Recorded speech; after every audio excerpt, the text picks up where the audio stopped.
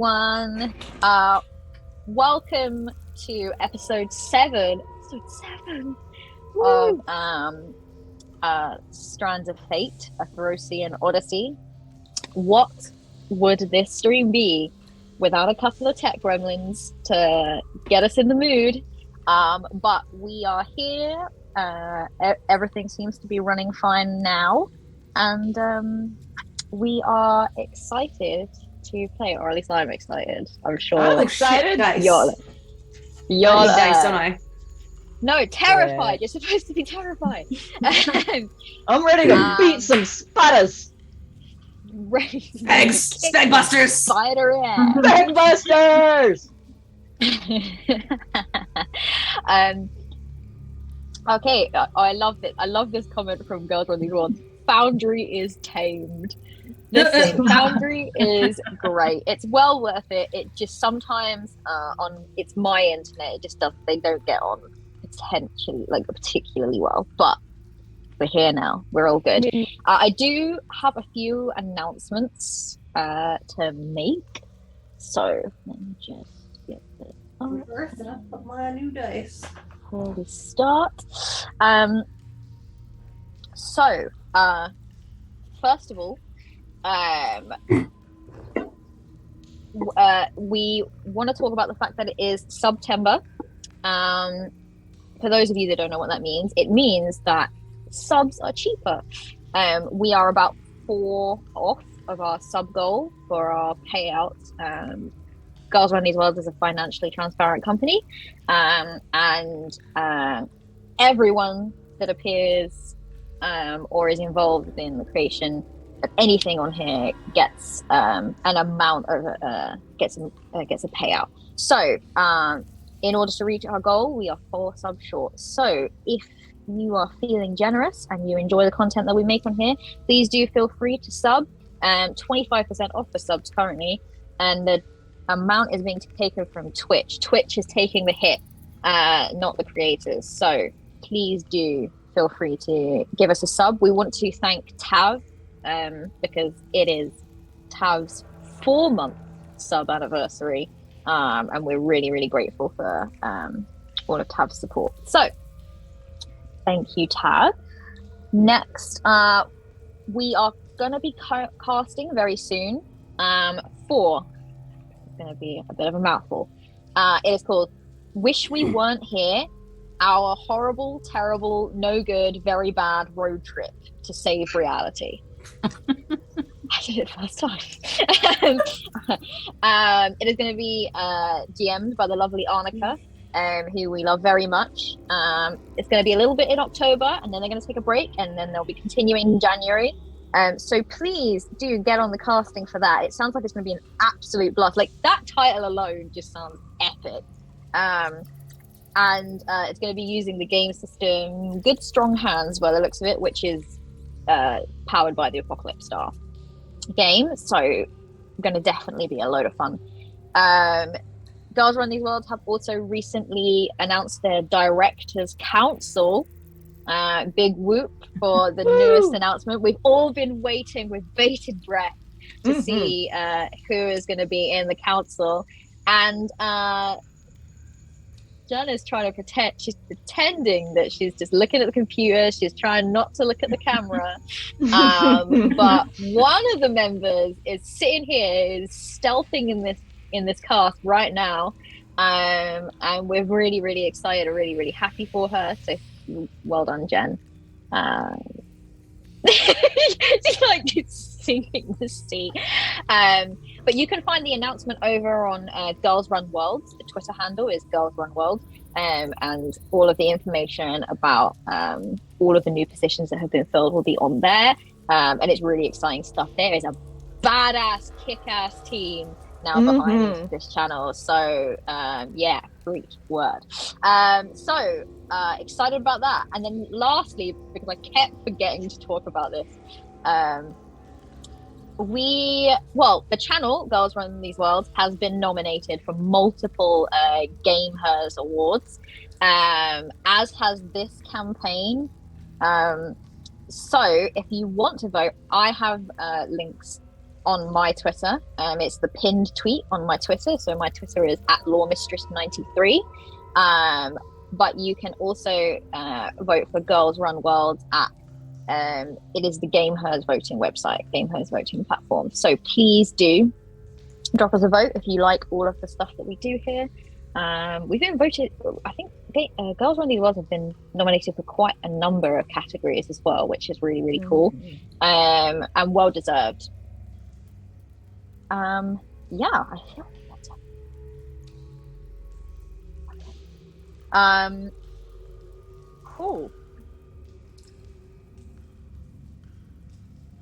Hey everyone! So, as you know, I'm Lindsay. I play our lovely little Kenku Gloomstalker Ranger, Eva. I do apologize today. I'm feeling a bit under the weather, so if I seem a little out of it or a little stuffy, it's because the sick goblins have gotten me. But really happy to be here and happy to play today. Let's swing it on over to someone else. Hello, I'm Kumi and I'm playing the Barbarian Kalika. Right now, previously when we had left off, we had encountered some really large spindly things that seem to be going after us, and I really hope that my little unicorn bunny doesn't take on a couple of extra legs at this point.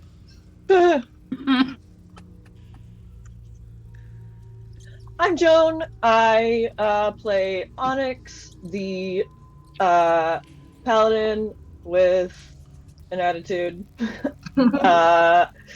who is also has a very low wisdom score.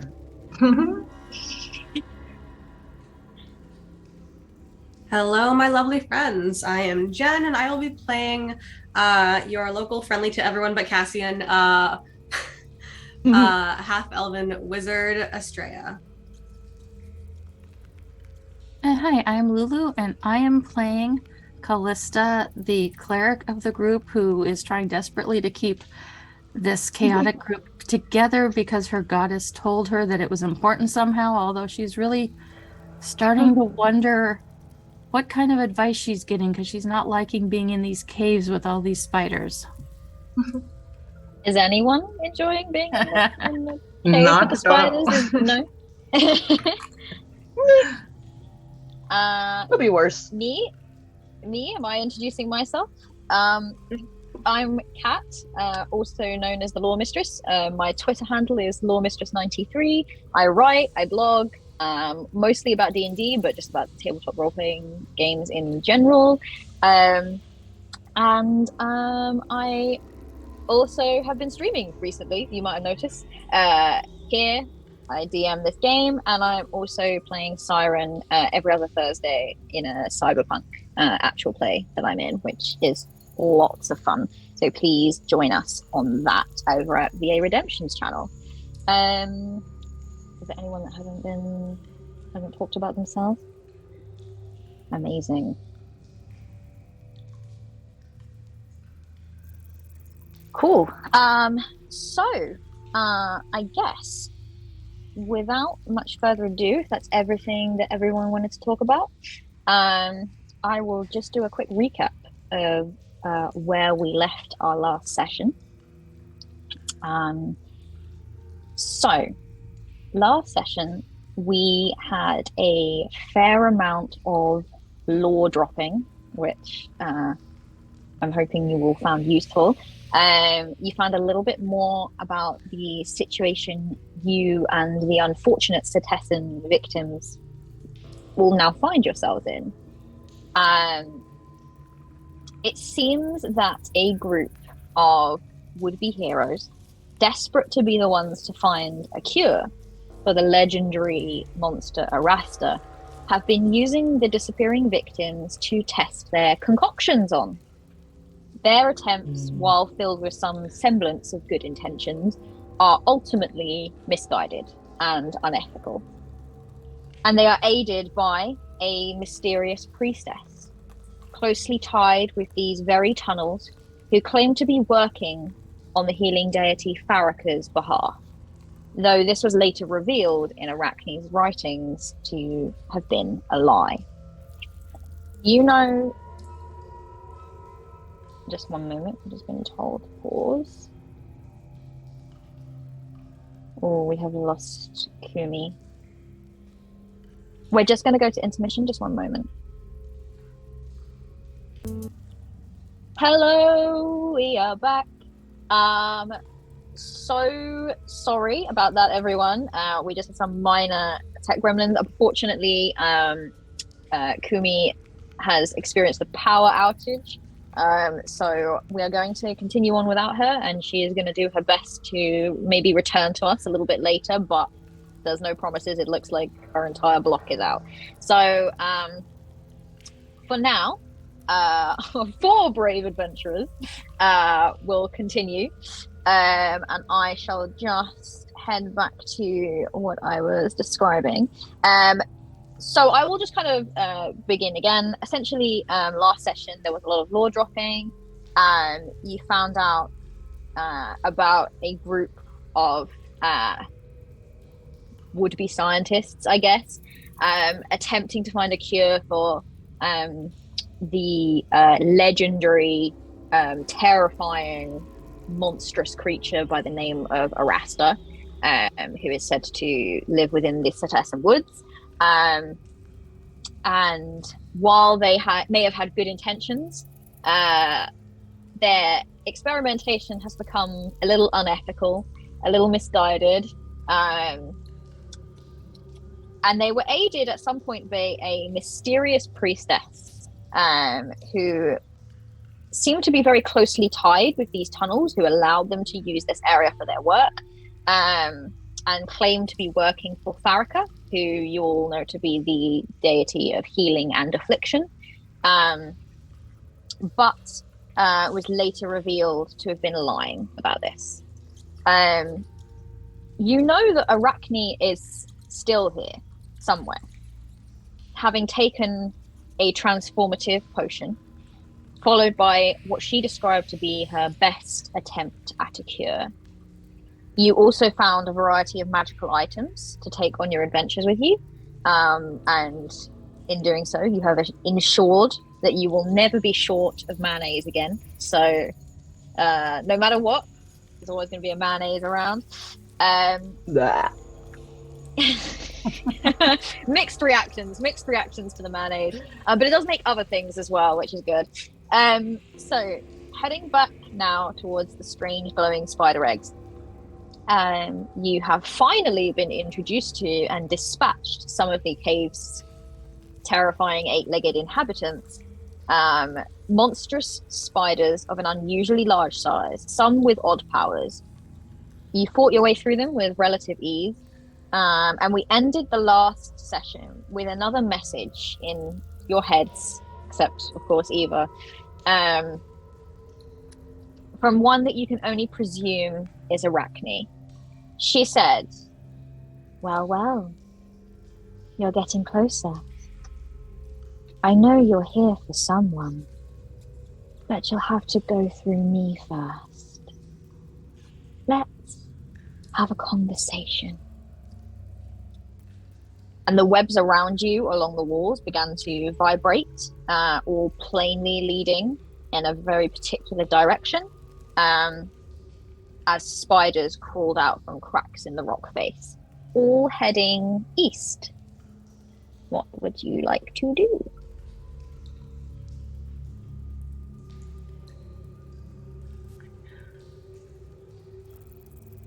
Well, Callista is going to ask the party if they would be willing to take a 10-minute break. She wants to cast an augury spell and as a ritual and ask her goddess if they are supposed to be killing Arachne or trying to cure her. Do we have 10 minutes before she tries to kill us? It's been... She hasn't necessarily seemed particularly in a hurry. She's just kind of waiting for us. She knows we're here. If she wanted to kill us, she would have done it while her spiders were trying to kill us already. Yeah, so we already Those of you spiders. with a passive, so insight, I feel like that's or no, Eva didn't hear the voice, so Eva does not count. I'm trying to figure out those of you that have a passive insight above 14. I have exactly 14.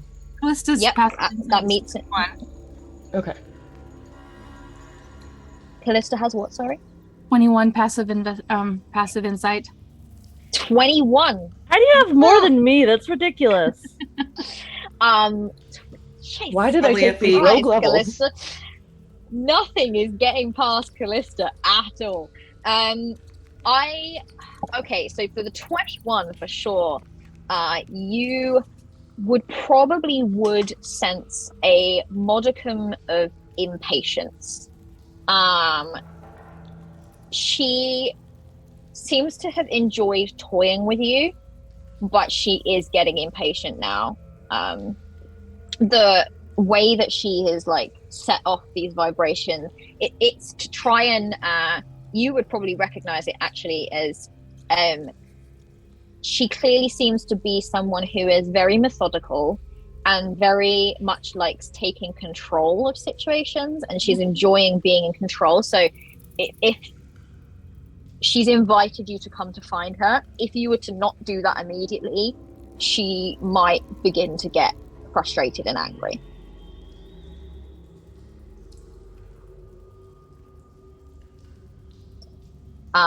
Okay. So, yeah, that's fine. So, just so you know, our lovely barbarian has rejoined a little bit sooner than we thought. So we are going to cut to break again. We're really, really sorry about this. Please keep bearing with us. We are looking forward to continuing the story. But for now, we will just cut to intermission, and then we will get the whole party to decide what to do next. So, bye! Bye, hands!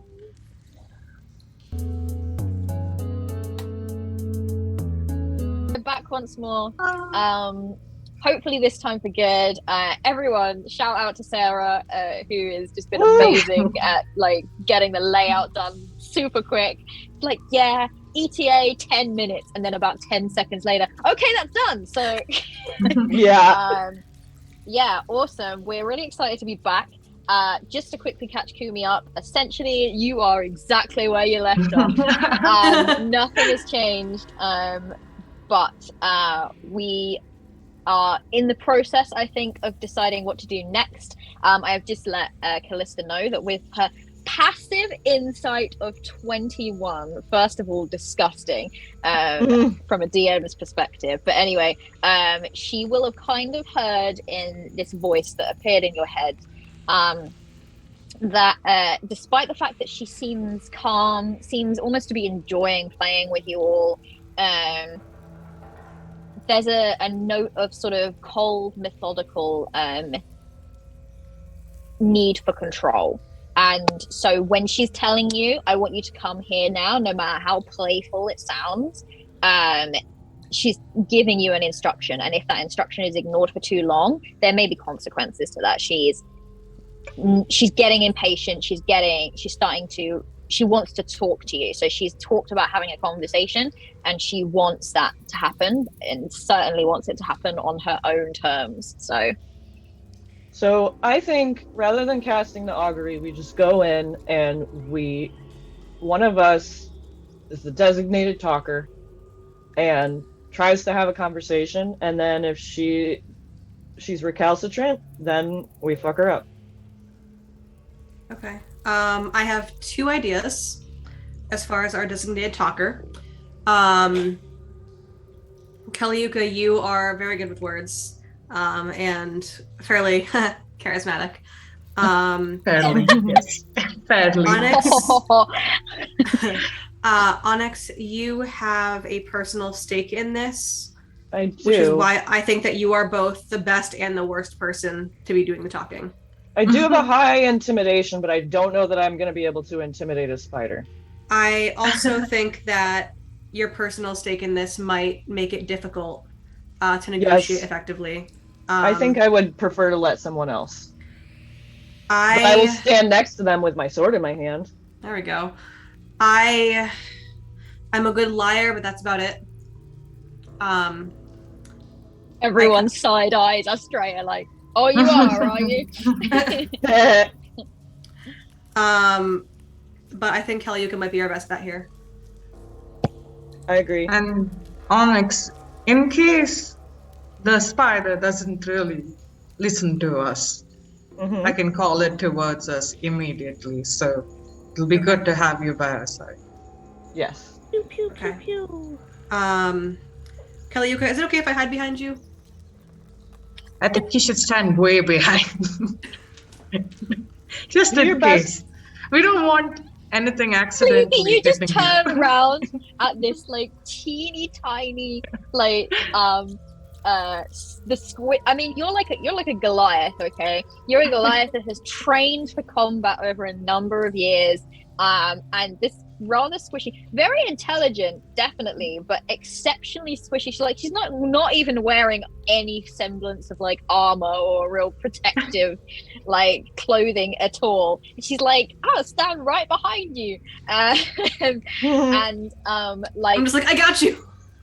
and just like still nursing like a slight cut that she's got like on her finger, like From last I'm week. gonna be fine. Yeah.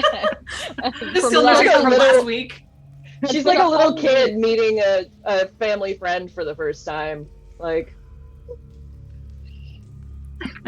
yeah, she's like a bit like a she's giving you like that toddler energy of like when they're running around and you know they're gonna get hurt and they're like, no, I'm gonna do it. You're like, don't, you'll get hurt. And then they like fall over and face plant.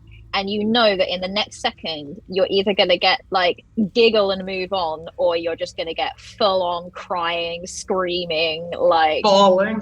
You know, So you one of don't those know what you're going to yesterday. get. Kaliuka and Cassian would get along swimmingly. Bonding over how squishy Estrella is.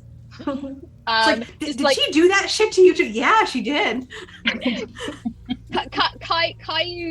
Caillou, the little Almiraj, fully just like oh goodness, gives Estrella a look and then just looks up at you. And if a bunny could raise its eyebrow, it would. Kaliuka, did your bunicorn just side-eye me? Well, let's just say she's a bit opinionated. Caillou, what did we talk about not giving looks to people? Okay. Just like Caillou just kind of like grumpily goes back into the jacket. Caillou just like, okay, and then just goes back to Onyx the meets Caillou's eyes and is like, far be it. Caillou fully giving you like that, far be it for me to give you my opinion. And just goes back to just like nibbling on its paws or whatever. And Estrella like leans in and she's like, I was gonna grow you carrots.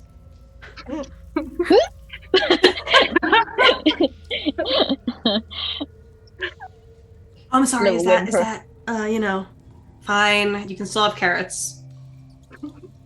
Nozzle, like an affectionate little nozzle. She knows what's up. This bunny knows what's up. Bunny's the big bad. smarter than the average bun. Smarter than the average bun. Oh man. That's our tagline now. Smarter than the average bun. So okay, Kat, I have a question. Yes. Like my dark vision goes out to a certain point, and then there seems to be like 40 feet or so of darkness. Where you can see, so just bear with me. I see it too. The darkness and then the not darkness. Yeah.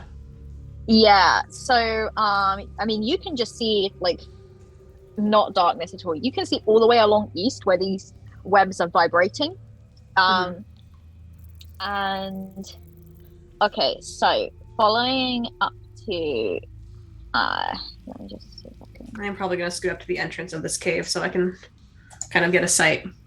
It seems to just the webs seem to just continually vibrate east, and the spiders are just crawling east, and they are conglomerating around here.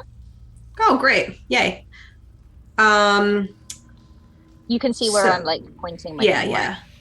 So maybe Kaliuka and Onyx up front. And So, okay. DM, how long have you been down here for now? How long? I mean, in real life, it's been weeks.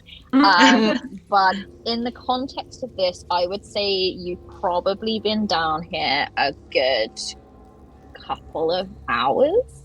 Ooh, okay. Maybe Then I'd say an hour or two. Why? What's the I'd reason? say that so the light on my morning star would start to dim out and give out at this point. If it's been more than an hour. I guess I've just been assuming that the moment that it's gone out, that it would have been lit again. But yeah, that it's a might have been a bad cantrip, assumption so for me to make. no, it's a cantrip, so I can just keep casting it. Awesome. Yeah, it's not a big deal. Yeah. That does make for a really funny moment where Kelly is just striding on ahead and then just it starts to fizzle. She's like, no. And Eva's celebrating. Yes, it's gone. and then you just Freedom.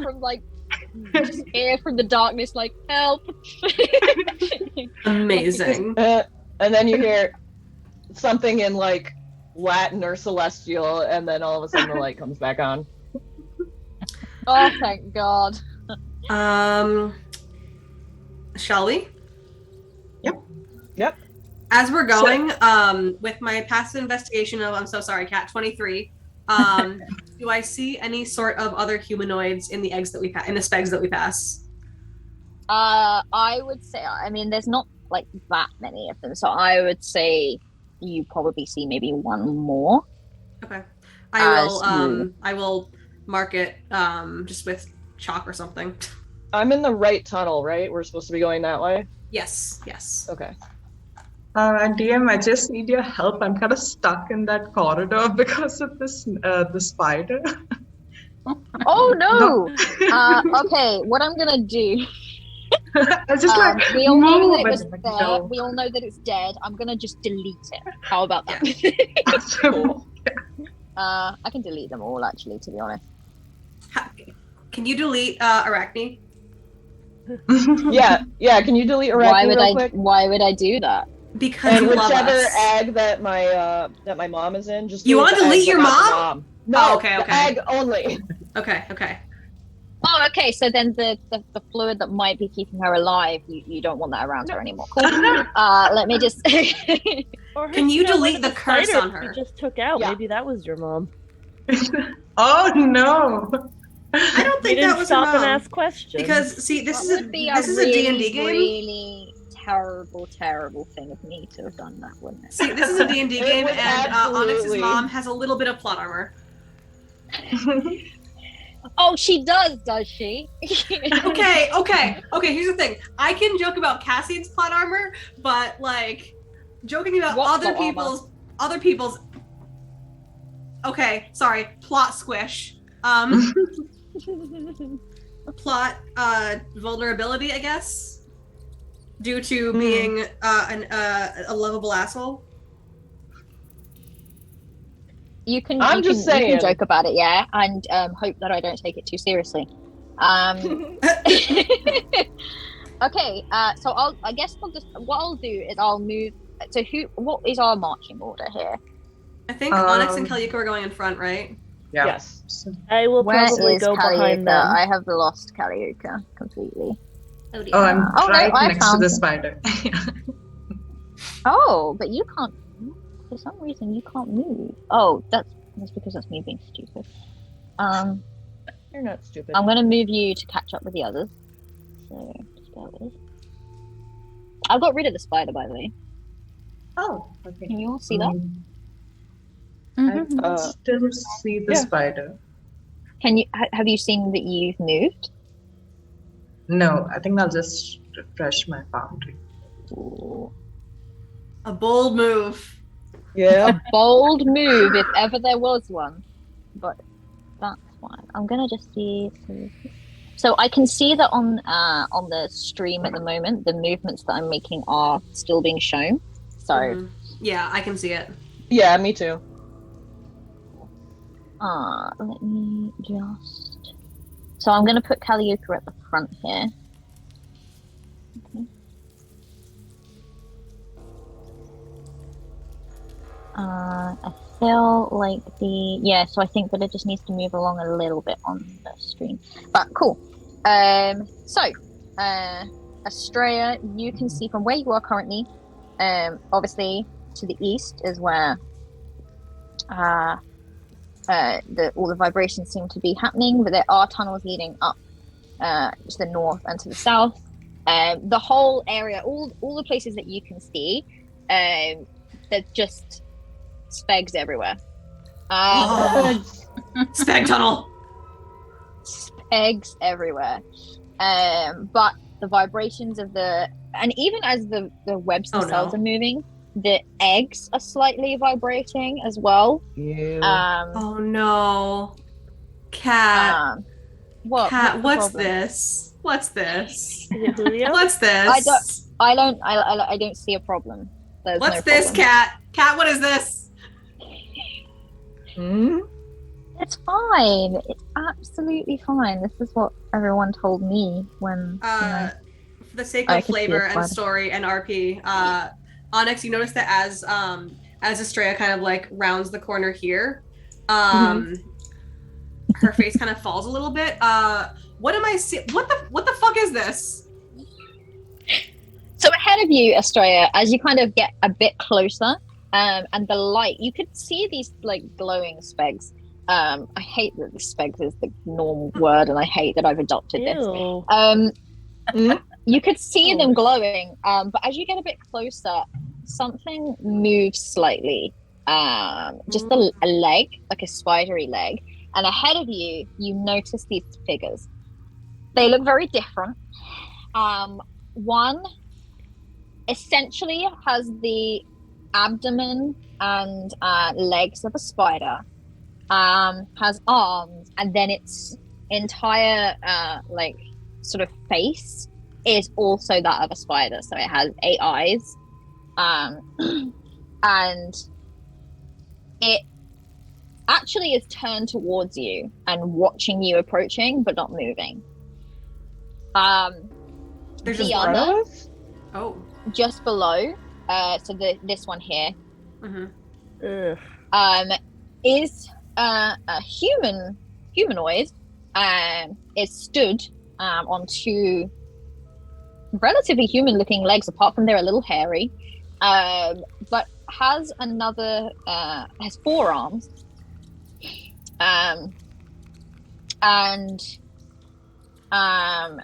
quite clearly you can see is holding a couple of daggers in them, and again, very similar to the other one, the face is very spidery, so it has sort of the 8 eyes and quite prominent fangs, or like I guess like mandibles, but other than that, they are kind of, they seem to be acknowledging that you're walking towards them. They're not moving. It's actually almost creepier that they're not moving at all. They're not even like subsiding into the shadows or anything like that. They're just not moving. They're just watching you approach. So 2 things. One, it's womandibles here. Second, womandibles. Yes, womandibles. Where do they? I'm so sorry. I forgot my cetacean. Cetacean. Womandibles. Yeah, cetacean. So real quick question. Do either of these anything that they look like, or if anything that they are wearing, if they're wearing anything, unless they're like totally naked, do either of these resemble what I have seen or heard of Bianca? Bianca has bright red hair, for the record. No. Okay. On the one that is standing, you can see what appears to be this one, by the way, the one that is standing on 2 legs, very much resembles what you imagine to be like a fully formed version of what you found in the egg.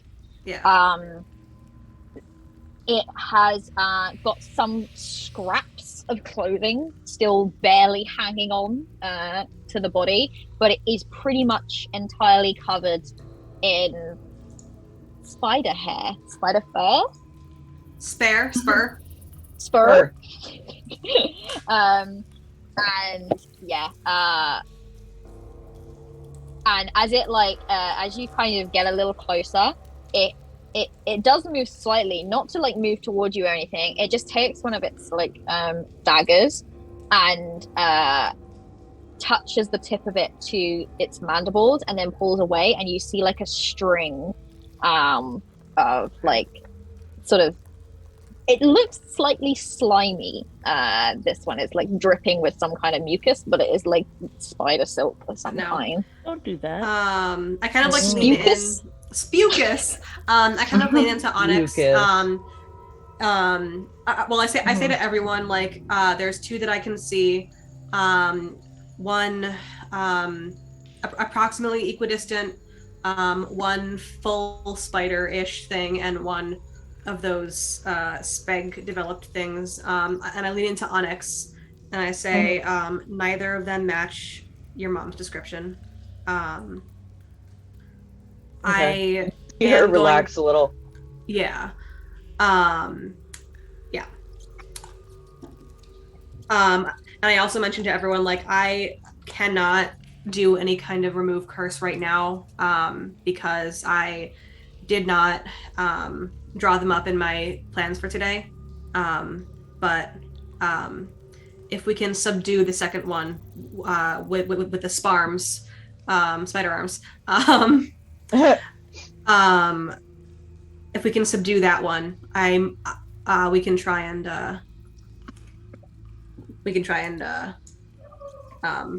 restore them later. Yeah. Gotcha. Oh, and plus you would mention, I'm not sure. Do we know? Is this supposed to be? Do we think it's a curse, or do we think it's a disease? So they were. Kat, what can I roll to figure that out? Medicine, Arcana. Given the notes from before, I think that we established that essentially what they were making was a poison of some kind. It was probably manifesting itself in the form of, I guess, a disease, but it you wouldn't necessarily know. You had all the notes that kind of told you about exactly, and I think the best answer would be a mix of everything. It's poisonous in nature. It kind of manifests itself in that it is like, it biologically alters in the way that a disease might, and all of this, but also the use of the Nyx Police Ram thing. There is some magical component to it that would kind of remind you of a curse, so it's quite difficult to figure out. And obviously, when talking about, if you're talking about a rasta, that's a curse. That's always, very much described as a curse. It looks like they were trying to manufacture, essentially, divine power. So they were trying to create a sort of more scientific version of it. You will know that the gods can just do things at a click of the fingers, because they are just that powerful. So Phoenix, when he did that to Arasta, would have just clicked his fingers and she would have been a spider creature.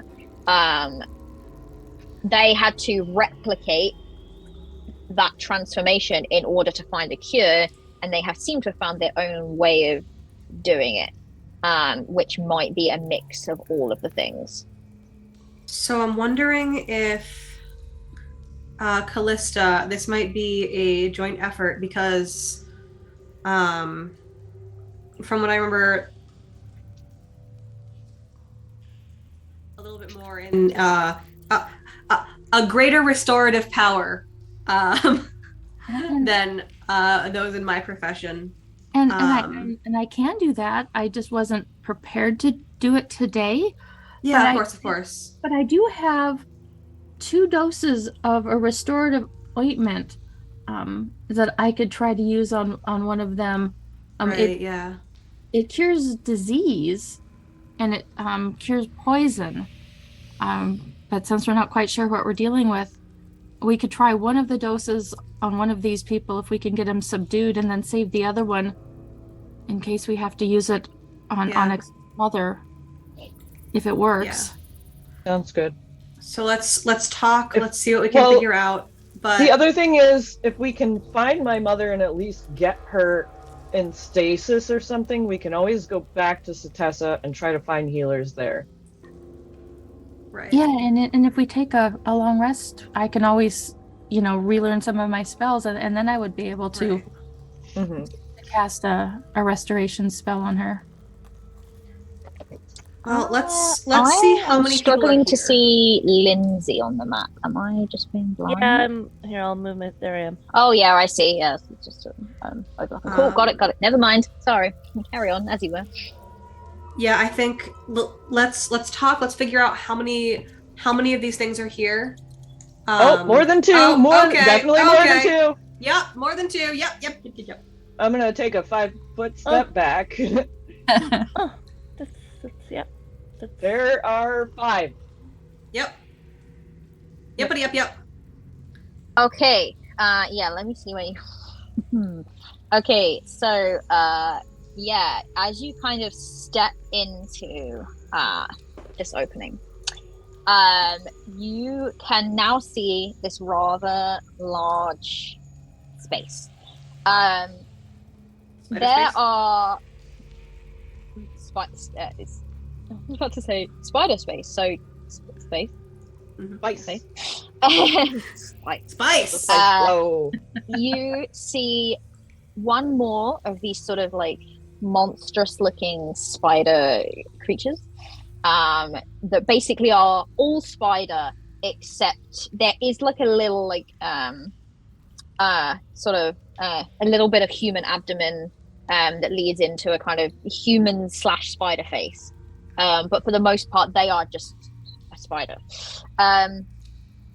and probably they are the closest thing to what you would have imagined a raster to look like, but it's not quite right. There's a little bit more human in a raster with what the legends have kind of told about her. As for the others, they are not at all as the legends describe a raster. They are too humanoid. So clearly when it comes to actually creating the thing that transforms, you imagine that the thing that is transformative will be the same thing used each time. It could be that the cure that is not really working might then be kind of shifting that transformation, maybe making them worse, maybe changing up the dynamic. They're essentially trying to, and from you've got the notes and you've read through them. While everything is written in shorthand, the gist of what you've got obviously is that some of the things that they tried failed and would have worsened the condition. I will give you that when there was a portion of the diary that talked about her, because in the beginning there was 3 or 4 of them kind of all doing this together, and then there was a portion of the diary that said that 3 of them had decided to they thought they'd made a real breakthrough and they decided to take it themselves, and it had been a complete failure to the point of like it had made things much worse. You feel like what you're witnessing with these sort of top 2 here might have been the result of that, because they just look so different. So you're potentially looking at these at 2 of these researchers here. And there is a kind of again that fucking insight, Callista, as you kind of come into the view, and I think you can see them now. You can just about barely see them, right? There is a level of intelligence in their eyes that might not be quite so present with the sort of humanoid looking versions. How many researchers were listed in the logbooks in total? 4 total, 3. I think. So there's 4 total. There was Arachne, and then there was 3 others. Okay. So looking around at all of these, do any of the ones that I see now match the description that we've been given of Bianca, like bright red hair or anything? Nope. I will also. And I know that mention all to of the little party- tokens have like dark hair, but there is Yeah. like one of them has blonde. Like you can see Okay. elements that they Mm. all look different. And so it wouldn't be silly to look for, like, it's not as if all of them look like they've been transformed into essentially the same creature. They look like Mhm. sort of slightly humanoid variants. So one of Variations. them does have blonde hair. So you can now see, actually, you would learn from looking at that if Bianca had been transformed, We would know. that red hair, you would see that. Okay. And I would also mention to the party that I saw them poisoning their knives, poisoning their Ooh. daggers. So be careful, and let Callista know if you get hit. Gotcha. Hopefully, we won't have and to as you get kind hit. of But walk into this space, and Onyx, you kind of take a step forward, and you're looking around. Estrella, you're kind of like leaning back and letting the party know this information. You hear a voice, and this time it is not in your heads. It is out loud, and it echoes around the cavern. And you hear, "So good of you to finally join me." Yes, Jen. I look up. Love it when you all put your hands up. Go on. I look up. Is You there a look giant up? spider? I love it when everyone says I look up. Make a perception check for me. I don't like that. I don't like it when you make a perception check because that implies there might be. Alright. It's a natural 20 for a total of 22. I see everything in this fucking cave. I see every single speg. Every single speg. You do, and you can see in complete color as well. Right. Well, so the cavern kind of echoes a bit, and it's difficult to place. But Estrella, you concentrate for a moment, and the moment that the voice begins to speak, you remember the spiders back there and the way that they were clung to the ceiling, and your gaze just naturally shifts up, and you watch as you see movement in the corner, like a shadow of movement, and something emerges. I kind of like nudge those like directly around me, Onyx and Eva, and just kind of like let them follow my eyes. For flavor, And I like to think that I like follow the trail of mind magic. I will show you what emerges. Mm-mm. If you even change the token to my illustration, I'm gonna be mad. No. You're gonna love this, I promise. I don't I like feel how really suspicious that I'm not. No. Sexy. Mhm. Yeah. Quaylag. Hi, Um, Quaylag.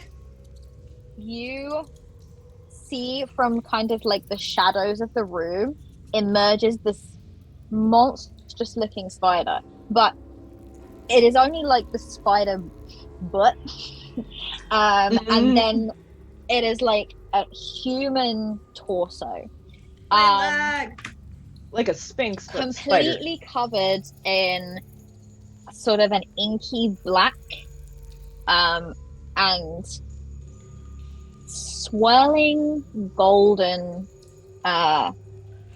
spider hair that glitters a little like starlight. It's similar to what you've seen in the Nyxborn creatures that you've encountered so far, a little similar to Onyx, but there's much more gold than any other color. And it seems to just shift sort of almost like a sort of different shades of yellow and gold, iridescent, as the light from the glowing eggs kind of catches it. Legs. Glow Splegs? spegs. Glow spegs. And she sort of emerges. She's not shining her own light, but it's kind of catching off with the light that is in the room. And there's a sort of there's a smile on her face as she emerges, and she sort of opens her arms. And to be honest, even though the spider fur she is there, she is the most human looking one out of all of them. It is also almost very reminiscent of like a centaur, but a spidery version instead, which is not something that you've ever seen before, but it's so strange to see kind of all of these like abominations in the room with you, and then this kind of looks like a sort of more upgraded version, and is the closest to what anyone would envisage a Rasta to look like. That's what I was gonna ask next. Does she have long enduring pain in her glistening beady eyes? Or whatever. Pain. No, she's smiling, and as she smiles, it's just human teeth. There's no like mandible, but you had heard in your head that she does struggle with speech a little. There is something within her physiology that means that she struggles a little to get her words across without sounding a little spidery. But she kind of opens her arms and she's just like, no need to be shy, come in. I've been expecting you. Eva's gonna give a kind of innocent little wave and be like, hello. Onyx is struggling to keep her mouth shut. I'll kind of like I'll kind of like nudge Onyx gently and offer her a hand if she wants it. She kind of just gives you a knowing look, but then kind of gestures to stay back because she knows you're squishy. I'll give it's her appreciative though. I'll give her arm like a little pat and just stay close enough where, like, you know how like when you're standing and someone's near you can kind of feel them near you. I'm gonna do that. Cool. Eva's gonna clicky clacky pass though and follow Onyx. And I'm gonna learn. Okay, if you are coming in, could you move to where you would walk towards, please? That's not scary at all. Can you move? And I'm gonna leave the silence open for Caliuga to talk. Yeah, so sorry, DM. Some Foundry is not loading for me, but could you just I'd say just a little ahead. Okay, I will put you around where kind of Onyx is. I'm gonna drop a screen cap of the current scene to you in Discord, Kumi. Awesome, thank you. I'm watching the stream right now to kind of see where we are. Oh, you can see. Okay. Yeah, I think the in the stream it's just a little bit further back. Yeah, just a little. It's not showing the whole room. But let's. So, Lulu, are you staying where you would stay? Yeah, Callista probably, as soon as she saw this thing come into the room, took a step back, and she's kind of really got to psych herself up before she follows the rest of the group in. But she's going to stay right at kind of the entrance to the cave or to the room. For now, she seems pleased. You've all walked in a little bit, and she kind of continues to smile. She's like, "There's no need to be so frightened."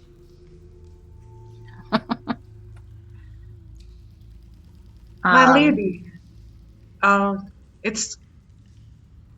we come here in search for someone that we have lost. We do not mean to disturb you. We apologize if we are intruding upon any personal time of yours. No bother. It's no bother at all. Really.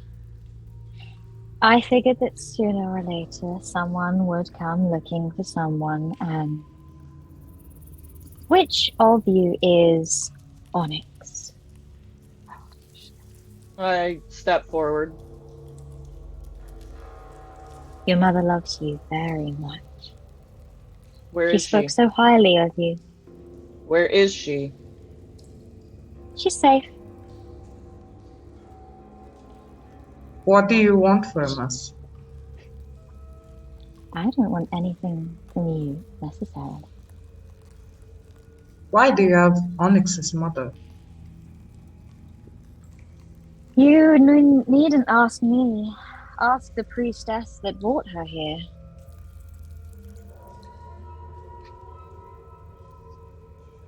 Is that the same priestess that was representing what's that goddess? Farrakha. I think Farrakha? the one next to her. At that, her expression would change a little. And she would just liar. She's a liar. She does not represent Farrakha. She is a priestess of Clothis. Mm. Can I roll a religion check? You absolutely can.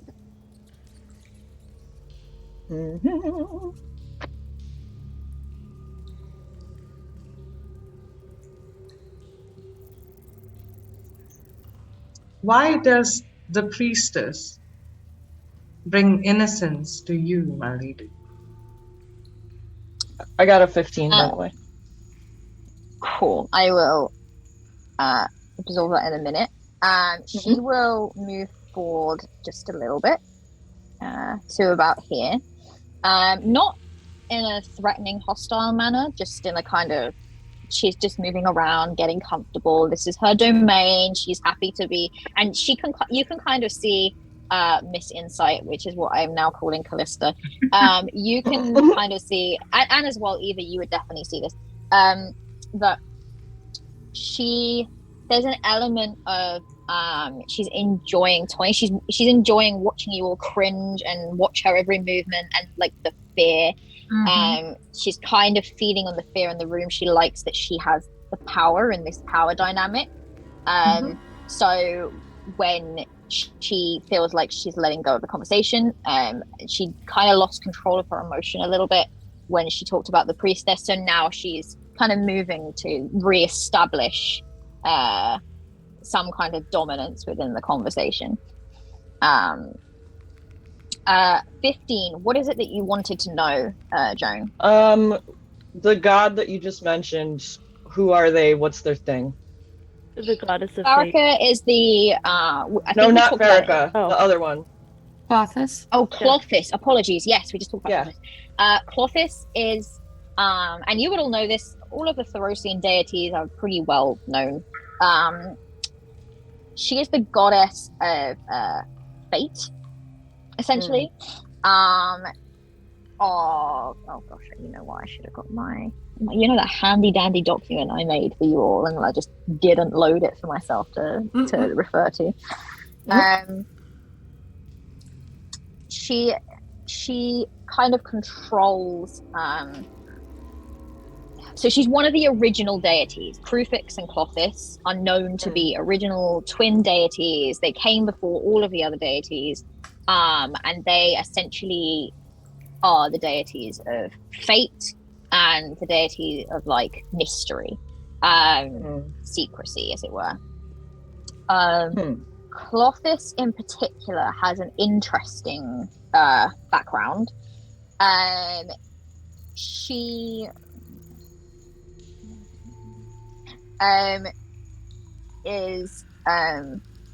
she oversees like the order of the cosmos. She maintains balance, makes sure everything stays in its proper place, and she's said to essentially be able to control and keep the sort of destiny of every inhabitant of Theros going. She is known to have a fair few problems and arguments with some of the other deities because, of course, they often interfere with the destinies and fate of the people in a way that she might not have approved first. And her kind of thing is that even the smallest adjustment can create kind of ripple effects outwards. So she is very strict about things like that, and she shares that with Krufix, who also worries about kind of the petty squabbling of the other deities, and they both are kind of known to be deities that see the bigger picture of things rather than interfering in individual lives. Clothis, until very recently, was believed to, or talked about to have been residing in the underworld, having tasked herself with kind of keeping back the chaotic titans that once threatened to destroy Theros. She kind of keeps them in prison. But more recently, when okay, so this is getting into some really interesting history now. There was a satyr named Xenagos who got a little bit too big for his boots and attempted to ascend into godhood. And he succeeded for a time, was subsequently defeated, but Clothis decided that enough was enough. The gods were kind of ruining everything and not doing a good job of maintaining the mortal domain. So she has emerged from the underworld. As a result, she kind of disappeared into obscurity in terms of being actively worshipped. For a while, like people know of her, they talk about her, they might appeal to her in times of like they want their fate changed, or they feel like their destiny is written and they feel out of control of their life, or something like that. But for the most part, there's no one that really has like an active Clothis temple in their city, because she kind of imprisoned herself essentially and kind of went, I'm gonna do this, and like I'm not really part of the pantheon. I have my own job and my own role. But now that she's emerged, that is quite a big deal. Is she one of those goddesses who like just shows up pretending to be immortal and then does some shit and then is like, psych, I'm a goddess, fuck you? Well, as in like she might like walk among the mortals, pretending to be her own priestess, perhaps? Not necessarily. You wouldn't necessarily have heard stories like that. In fact, the goddess that does that the most is Nilia, Gotcha. for sure. Nilia loves to pretend to be immortal, spur people into insulting Nilia, and then reveal herself and raining down her wrath upon them. That's literally Nilia's favorite thing to do. It's a hobby, a pastime, one might even say. She likes to be like, but she like really tries to get them to say something, anything disparaging, and then she's like, I'm insulted, and she's kind of a badass in that way. Messy, I gotta be like, queen. Nil, baby, come on. Yeah, like, she got mad when we mentioned the priestess, right? She got mad. She got mad because she felt like she'd been lied to. Right. Okay. So I think I will come back with, is that why you've set up shop in her temple?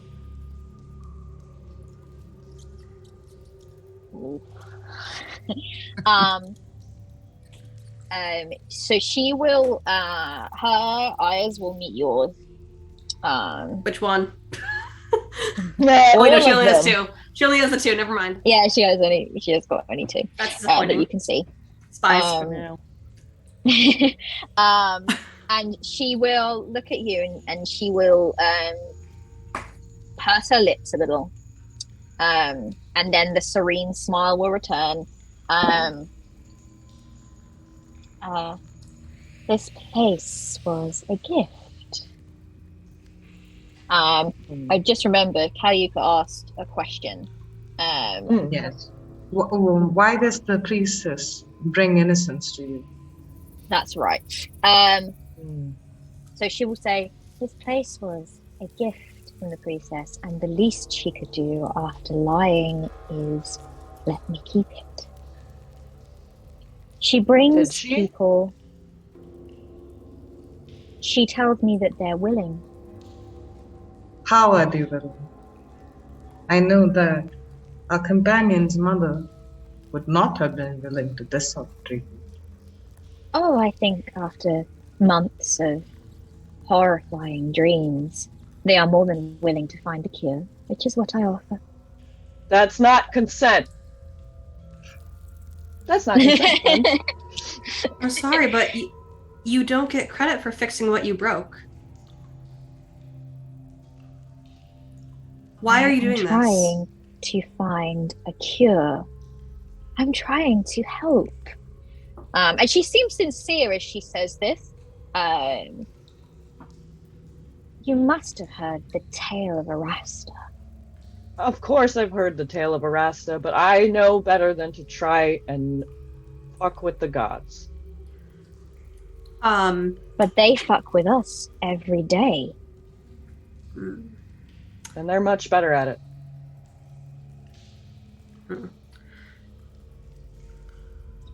You This won't be isn't- saying that when I succeed in finding a cure. in finding a cure. I'm very I don't close. anticipate and having that problem. I think I might have the final piece that I need. Maybe. Which is? And she looks at you, Onyx. Mm. Your mother's told me all about you, about where she found you, and I can see now you are of the Nyx. Mm. Chaos runs within your blood.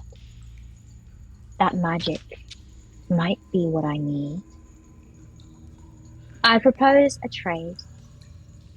I will let you all go with your mother, but you will stay here with me, Onyx. Show me my mother.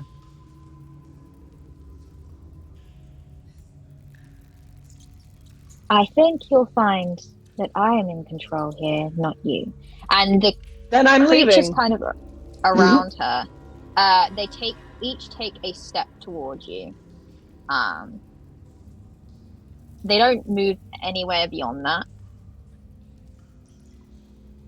I'm gonna push Estrella backwards behind me and then take a step back.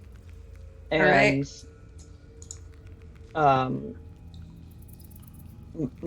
I've had my sword out the whole time, but now I'm kind of on guard, and I'm like, if you need me, then show me my mother. I don't need you. Then you won't mind if we leave. Well, you can leave, but you can't leave without her.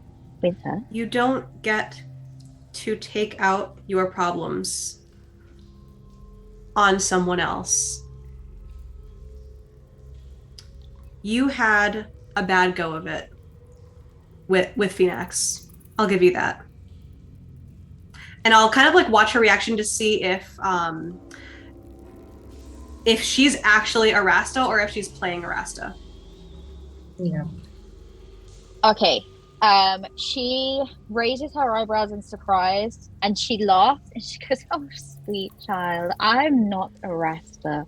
Yep, there it is. Arasta is far, far further south than I, in a far more dangerous area. But once I have the cure, I will cure myself. I will go to find her, and she will be thankful, as will Nilia. Not that she's been any help so far." The bitterness is real, and at this point she's almost kind of monologuing to herself. It's like she's kind of following a set of instructions. She's just number one, I'm gonna find a cure. Number two, I'm gonna cure myself. She's mantraing to herself at this point. And think does when this treatment, does it involve the next energy? I That's just why wanted she to had the say real ram. quick that Onyx growls a little bit when she insults Nilia. Eva's gonna notice the growl and mimic it along with Onyx.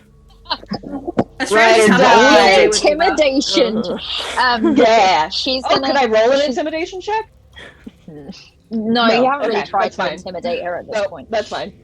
You Just a say little that growl. you look to cure Arasta's affliction, I do. but look around you. Look what you've made. All you've done is make it worse. They'll all If you be wanted cured. help, you needed to ask for help. There are so many healers, and she kind of like glances over at Callista. There are so many healers in this world that you could have gone to, schools of magic that you could have reached out Fools. to. You're all fools. You really think the healers of this world would have allowed Arasta to continue as she is if they could fix her? None of them can fix her. It needs something more than just divine magic. We can't rely on the gods for everything. At the cost of how many innocents? Look around you. I will fix them all. Have you With Nick's considered energy? God complex. One's already dead. Three. And what if- Three already dead. And what That if- was not me. And she actually looked genuinely a bit pissed off that you've like killed one of her subjects. Hmm. And what Four. if Four. We killed Arasta four. doesn't want to be cured? Of course Arasta wants to be cured. Have you asked? Don't be so silly. Approaching her is dangerous. If it's so dangerous, what are you even doing? I What grow makes you think tired you of can this get close talk. enough. Do you accept my deal or not? Not until I see my mother. This will be done on my terms, not yours. It will be Little done on one. no terms at all. We are not giving Very you well. our friend. Then that's how it's going to be. If you want to see your mother and leave with her, but with you as well. And she kind of gestures, and the creatures around you begin to close in on you and hiss. I hiss And right back she at them. heads backwards, a little further back, and we will roll initiative, but we will go into break now. We're going to head to about a 15-minute break, play some ads, and we will be right back. Guess what I rolled for yeah. initiative? Is it a 1? What did you? Not a 1. A Is 20. it 20? Nice. Of course it is. I will get all of your initiative rolled when we head back. Okay. So see you all soon. Bye. Bye.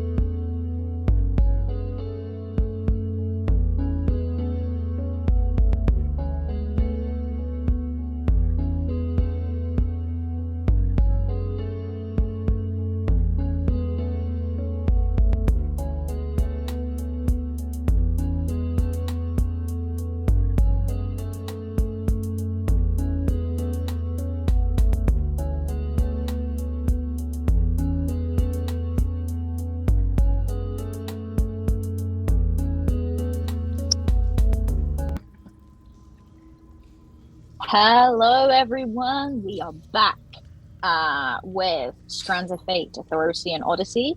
My cast are here. When we left off, they had just encountered the terrifying spidery being, Arachne, who Joan has done some great fan art of the fan art that Jen made earlier. It's really good. I love it. Thank you. And they had a conversation, and it was relatively productive until Arachne decided that what she wanted was for Onyx in exchange for Bianca, and that didn't really fly with the party like Arachne thought it might. She thought it was a pretty good deal, to be honest, but I mean, not. Onyx might have taken it if she had just proved that her mother was there, but she wouldn't. Arachne's So. a control freak, though. Oh god, I hate that. So we have just entered combat. I had everyone roll their initiative. We had some mixed results, but ultimately we enter the top of the round, and it is Arachne's go. More than 23? Holy shit. More than 23? He rolled 24. Oh, fuck her. So literally by one. When you were like, oh, I rolled really high, I was like, oh no, it's she. And then you said 23, and I was like, yes. So she will. Can I have a fun bonus to initiative? Yeah. Fun bonus. A mercy bonus. Yes. Not a mercy bonus. We're gonna kick her ass, but it is absolutely hilarious to me, the desperation that players go to when they're, what 1 minute just like before stream being like, no one's gonna beat my initiative. This is my plans. This is what I'm gonna do to fuck you up. And then I'm like, oh, but you didn't beat my initiative. And then the backtracking, it's really fun. You're talking to the person who has plus 11 to initiative and just rolled a 2. But you still managed to get a 13. That's really good. It's not as good as Arachne, but it is really good. I rolled a nat 20 and I'm going third. She will begin by casting Bane. Ooh. I need. Yeah, she can do that up to there. Okay. So I would like. quick question. Yeah. Sorry to interrupt. Can you use a reaction before you have moved in combat? Yeah. Counterspell, please. Sure, go for it.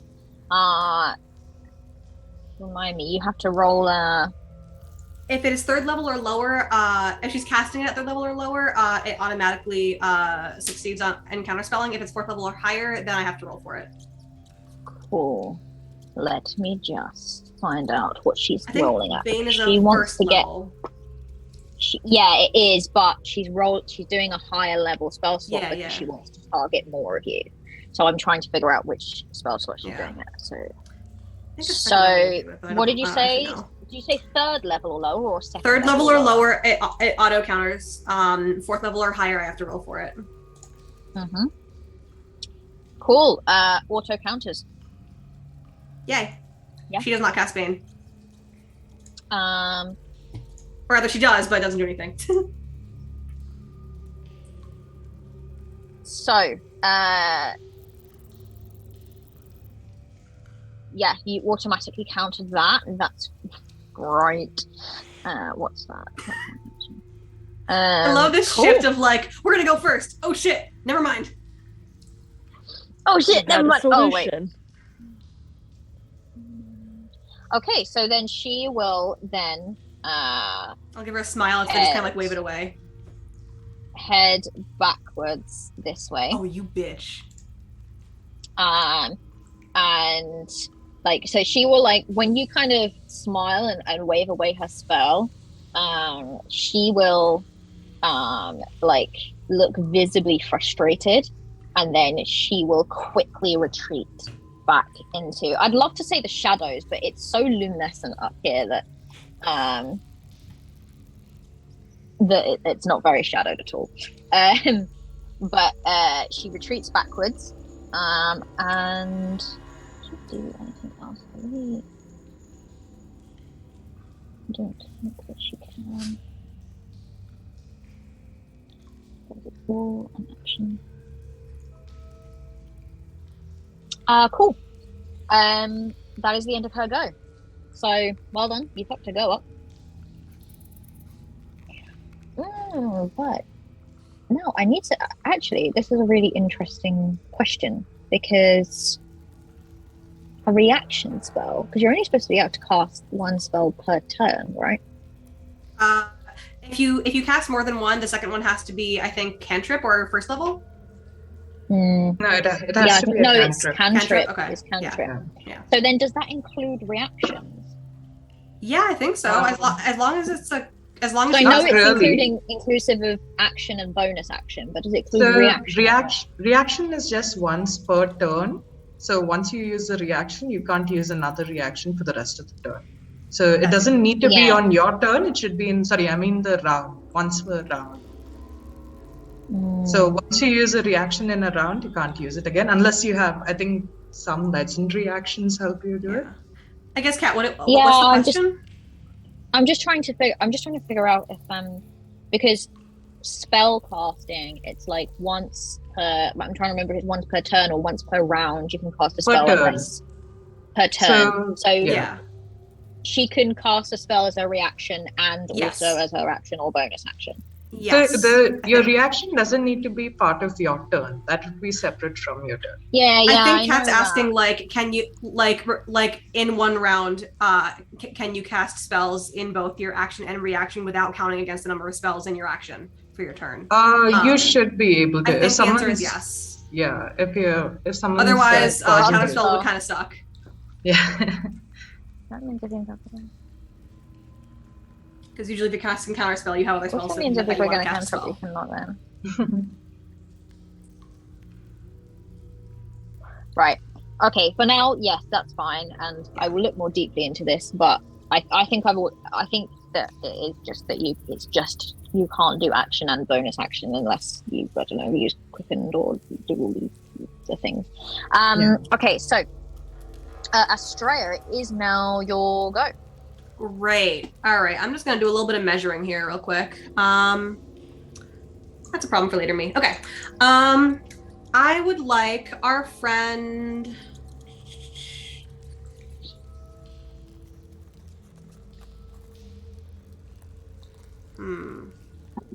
Okay. Yeah, we're going to do that. I'm going to go ahead and pop a penis. What? No, I'm gonna go ahead. Run that one by me again. Yes, absolutely. This is not something I ever expected a player to tell me they wanted to do. I know that we're running like a really feminist campaign here and everything, but my God, like. I'm gonna go ahead and pop a scorching ray, and we're gonna go for. Do all three of these guys have goo on their daggers? Well, let's have a look. I feel like when I told you about that, it was really just for flavor more than anything. Oh, okay. So, well, hold on. Let me see if there's actually a thing. I definitely thought you were telling me they're poisoning their shit, man. Well. And honestly, even if not, yeah, they've all got goo. Okay. On their daggers. Great. Yeah. So I'm gonna go ahead and I'm just going to toss a scorching ray out at the guy 2 squares above me, just to soften them up for everyone else. Do I want a scorching ray? The one that's within 5 feet of Kaliuka. Yeah. You know what? No, we're gonna firebolt it, because why not? Let's see what happens. Firebolt, because let's save my second level spells for fuckface over there. I assume a 26 hits. Just a general thought. Yes, a 26 would. It's no 25, of course, but you know. Hey, baby Pippin, you cannot roll my d10s. Please remove your paws. I love you.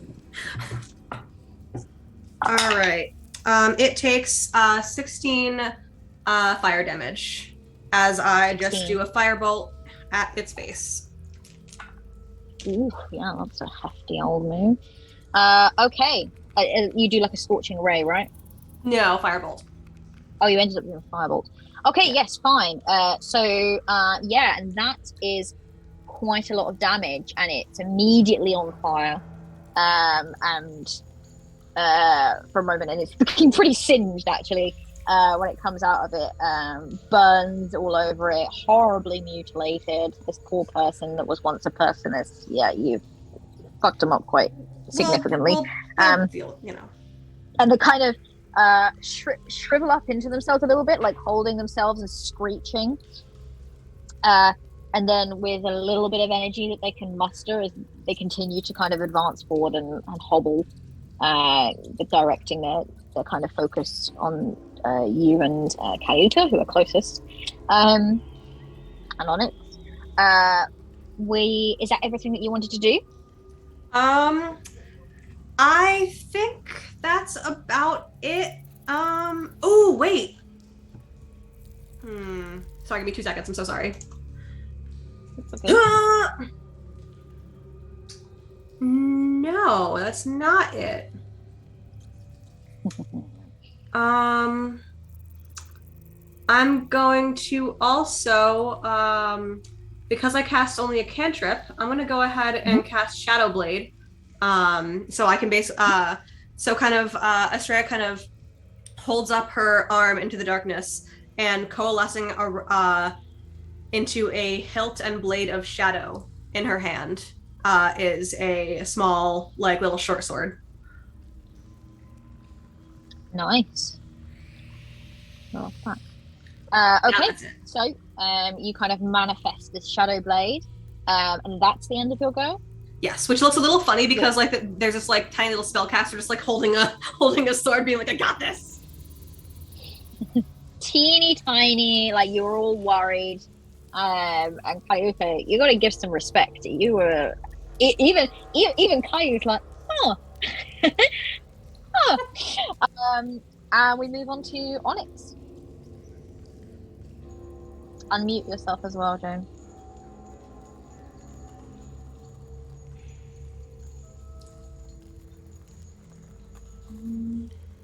No wonder you guys couldn't hear me saying that shit earlier. Nope. We couldn't hear anything you said. Whoops. Okay. So, first thing I'm gonna do is cast Hunter's Mark on the big bad goldenrod over there. Okay. Does she need to make any kind of saving throw?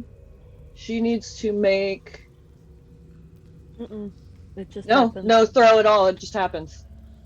Okay, perfect. So she begins to kind of glow softly to you. And it is a concentration up to an hour. So. Got it. Right. So you are currently concentrating. And then.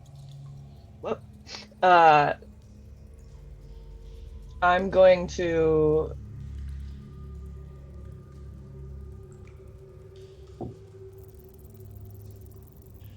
I'm gonna make an insight check against the one.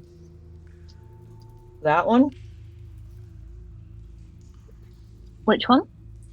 Oh, you can't see the thing that I put on it? It's the hold on. What can I use to indicate to you? Just use your cursor, just wave your cursor around. This one. The one that Lindsay's there. over. Okay. Yeah, got it. I'm gonna make an insight check.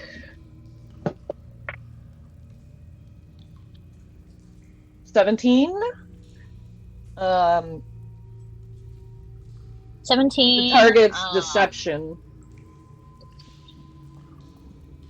I don't think it will be. I don't know that it will be particularly good at that, but let's have a look.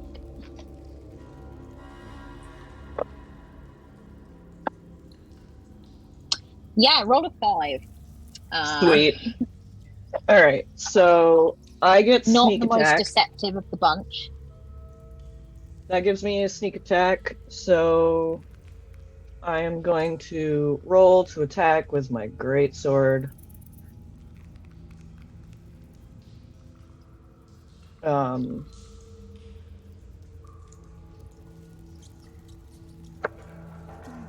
Oof. I don't know if that's gonna do it.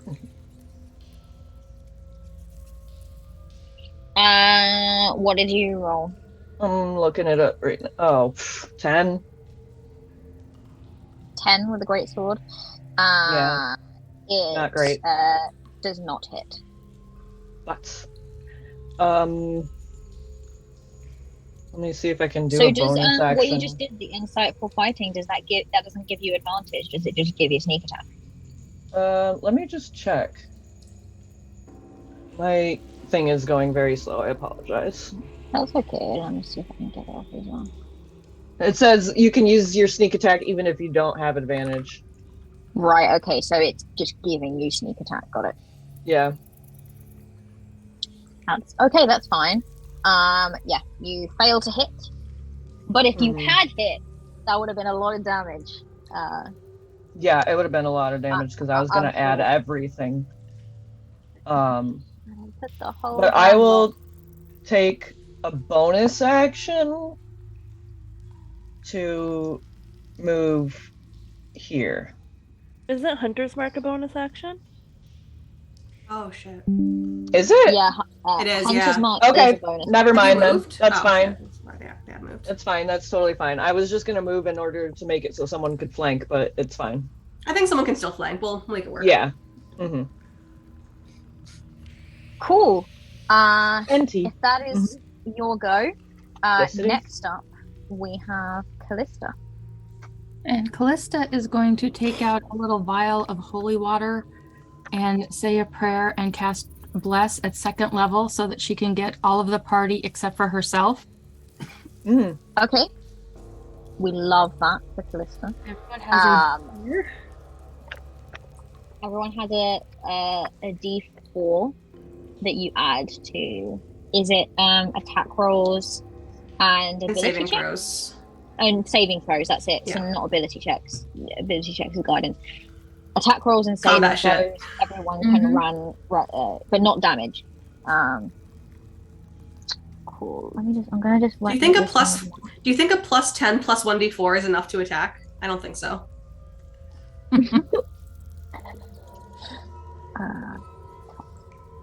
Okay, so and move up just a little bit, but not too far into the room.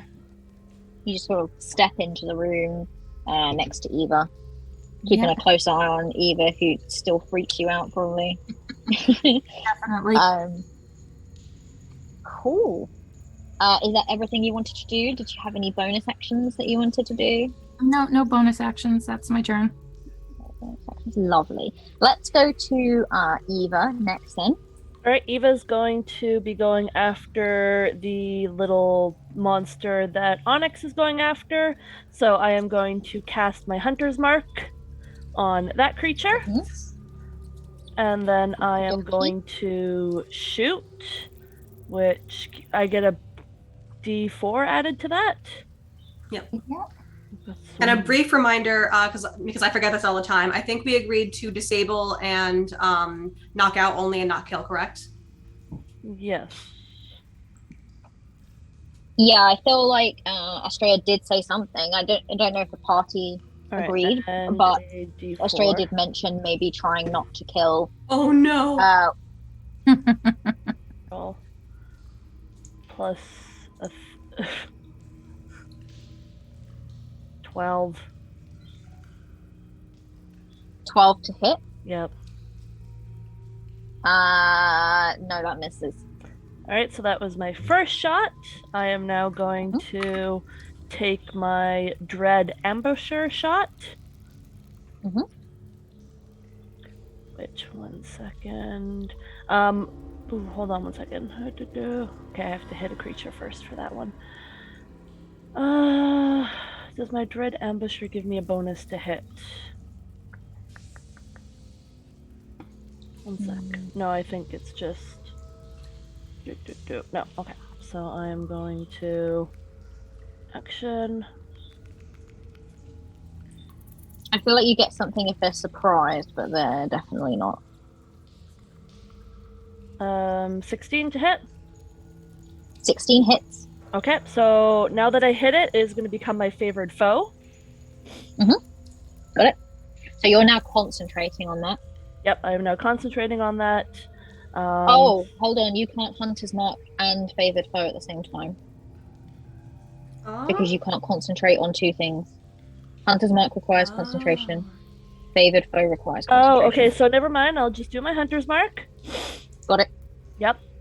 So this was the most annoying thing to me when I was playing my Tabaxi Rogue Ranger. Having to understand what I was concentrating on at the time was really annoying to me. Yep. So I'm gonna roll that damage, and then I also roll my Dread Ambusher damage. So 1 second. That's 11. And sorry, we haven't done much battle, so I'm trying to remember where all of my... No, you're good. Don't worry.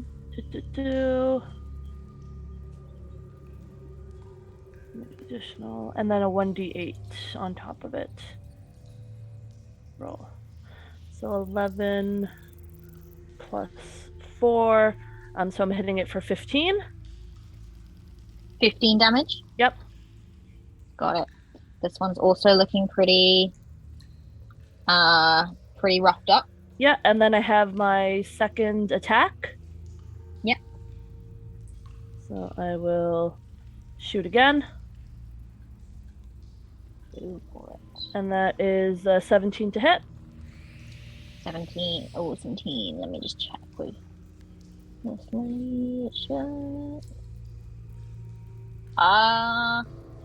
misses.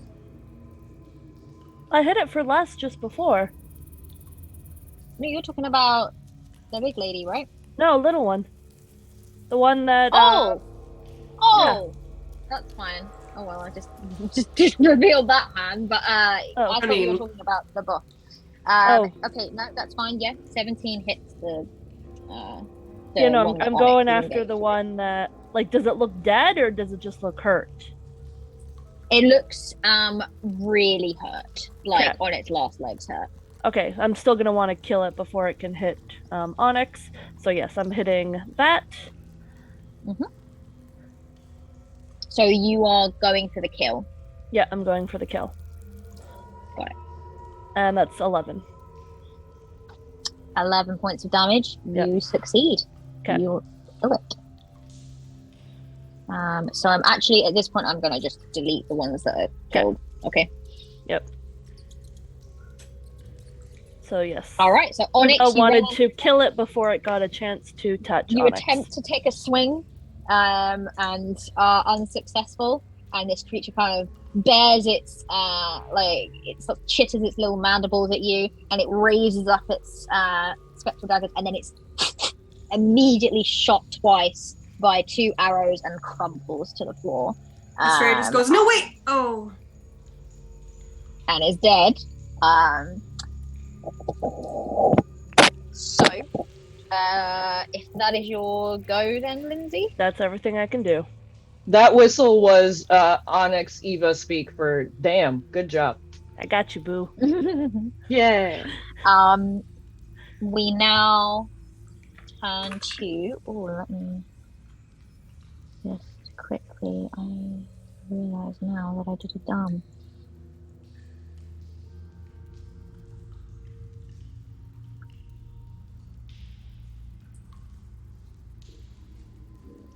One moment, sorry. I've been told to blow my dice, so. Okay, we now turn to these creatures here. The sort of scarier looking, more spidery looking ones. This one is going to move over here, and it is going to attempt to attack you, Kaliuka. So let's have a quick look here.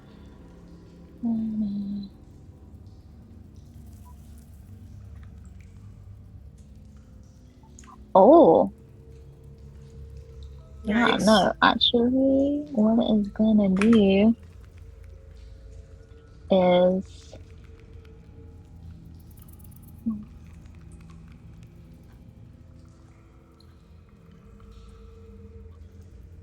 I should really have read this stuff before coming into this. Cool. It is going to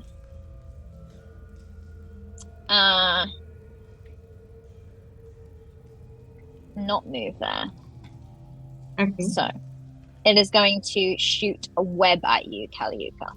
Mm-hmm. Okay, so plus. Let me just roll that dice and see if it hits you.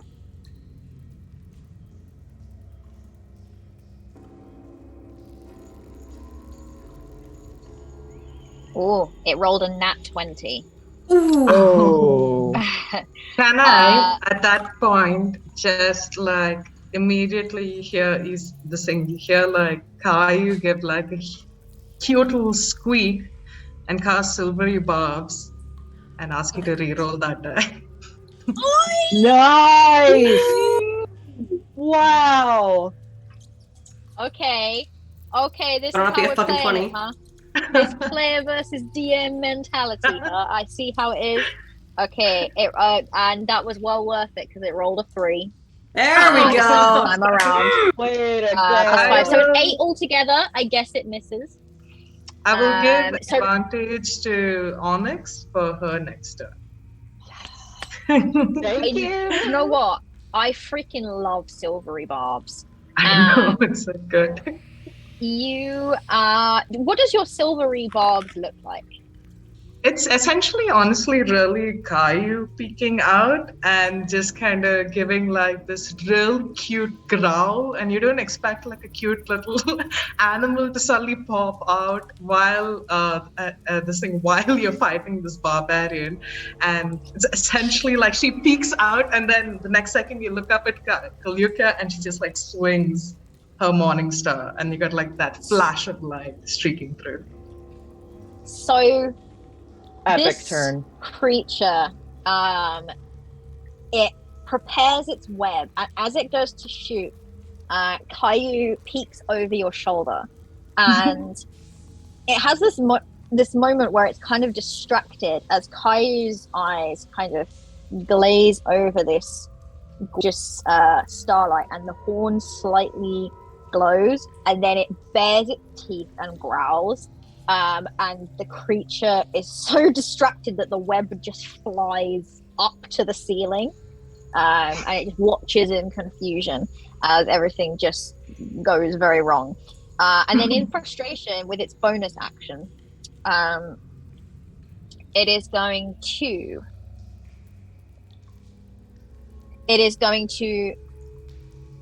move its hand slightly, and the web becomes this sort of spectral mist that forms just above you into this dagger shape, and it will attempt to hit you with a spectral dagger.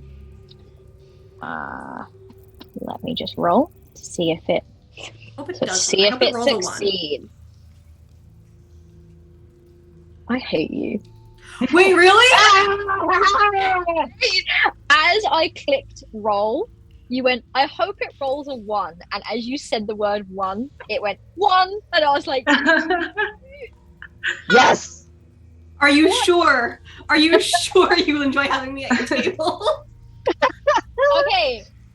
So this creature is pissed because this mist just kind of like, it goes straight down towards you, and then somehow just right at the last second goes, like, swerves off. And it's like, what the? It really cannot understand how it is doing this appallingly. It can only be Caillou that is somehow preventing all this attack. Caillou is just giving this creature sass. It's just looking like it's the best that you've got. Like, Yeah. It's like, I'm not impressed by you. I'm not impressed by you at all. And the second of those same creatures are gonna walk forward to here. And it's gonna, seeing that its friend is having no luck with Calliope, it's gonna try to do the same to Onyx. So it will try to web Onyx first. So let me roll. Rolling like absolute dirt. The nat 20 was great, and then 17 to hit Onyx. Ha! No. Okay, so it misses, but it will still conjure that dagger, and I will try again. 19 to hit. To me? Yeah. That one does it. Cool. Let me roll damage. Because this is sort of a spectral dagger appears above you. Okay. And that is 9 points of force damage. Okay. It's essentially a bit like, and Callista, you would kind of recognize it's a little bit like a weird variant of spiritual weapon. It's kind of giving you those vibes. But it seems to be created by like, sort of, it looks misty, but it almost looks like it has the texture of spider webs. Cool. So yeah, 9 points of damage to you, Onyx. That it will then take the rest of its movement to come up in your grill. Oh, really? Yeah, really. So I don't have to move to beat the shit out of it? Okay. No, that's nice for you, isn't it? Cool. Next up is, oh gosh, it is not. It is now Calliope's go. So Kalika and Caillou are now looking at this spider in front of them that just tried to attack them. And it's in a very anime-esque moment. You see as like Caillou, as if she's releasing a barrier on Kalika's energy, just kind of like taps Kalika's shoulder, and you feel like this dark, purple energy kind of like silhouette them as you just have like these, glowing orb like eyes as this little bunny and this huge Goliath barbarian stare at this spider in front of them. And I will go into rage. For that, as soon as like Kalika goes into rage, you see as like weird magic starts to emanate from her. And what is Callista, when you see that, you would recognize from where you had those dreams before, those threads, the way that one of the threads that had kind of reminded you had been like that thread that was kind of unbridled creativity, like that, but that feeling of restriction, of like pent up, not being able to unleash it. And there had been some kind of thread of strange, wild, chaotic energy that had been like wrapped up in this braid, and that is what you're seeing now emanating from Calliope. It's that wild chaos magic. It's from the Nyx, but it's in a raw form. And you see as this like purple energy starts to just kind of like grow out of each step that Kalika takes, and it takes on the pattern of various flowers and vines as it just spreads out on this ground, on this hard terrain, and it will cause difficult terrain for everyone within 15 feet of me. Oh, you rolled, did you, on the wild magic table? Yes. Yeah. If you could just announce when you do that in the future. Got it. Yeah. But cool. I like the flavor of it. That's really cool. and she is going to move towards the one that attacked her and take one swipe with her monster. Is it difficult terrain that affects you as well? It doesn't say actually. It So what's the says, actual effect? So it says flowers and vines temporarily grow around you until your rage ends. The ground within 15 feet of you is difficult terrain for your enemies. For your enemies. For your enemy. So not for you. Not So for the your rest of friends. you are fine. When you like step Okay. on this, it kind of like melds to normal terrain, but for the rest, so the enemies, it's difficult terrain. I will try to Thank remember that. goodness. Please remind me if I forget. Yes, do your And thing. so that is. Oh, okay. That's a 26 to hit. You're hitting the one next to you, like the sort of the one on two legs. No, the one right in front of me. I'm going to move about like 5 feet ahead. 5 feet. Okay, so you are moving. So are you moving to? Can you see? Are you moving to this one here? Yes. Oh, that'll provoke, Okay. right? Yikes. You will provoke a attack of opportunity That's all right. No worries. from this sort of like This sad little hobbling- scorched bitch. this sad little scorched creature just swipes at you as you go past. Let me just Singed little roll boy. that. Love to sing a spider. It's gonna be a fail because it's 4 + 4 is 8, so I guess 8 does not hit. No, it does not. Cool.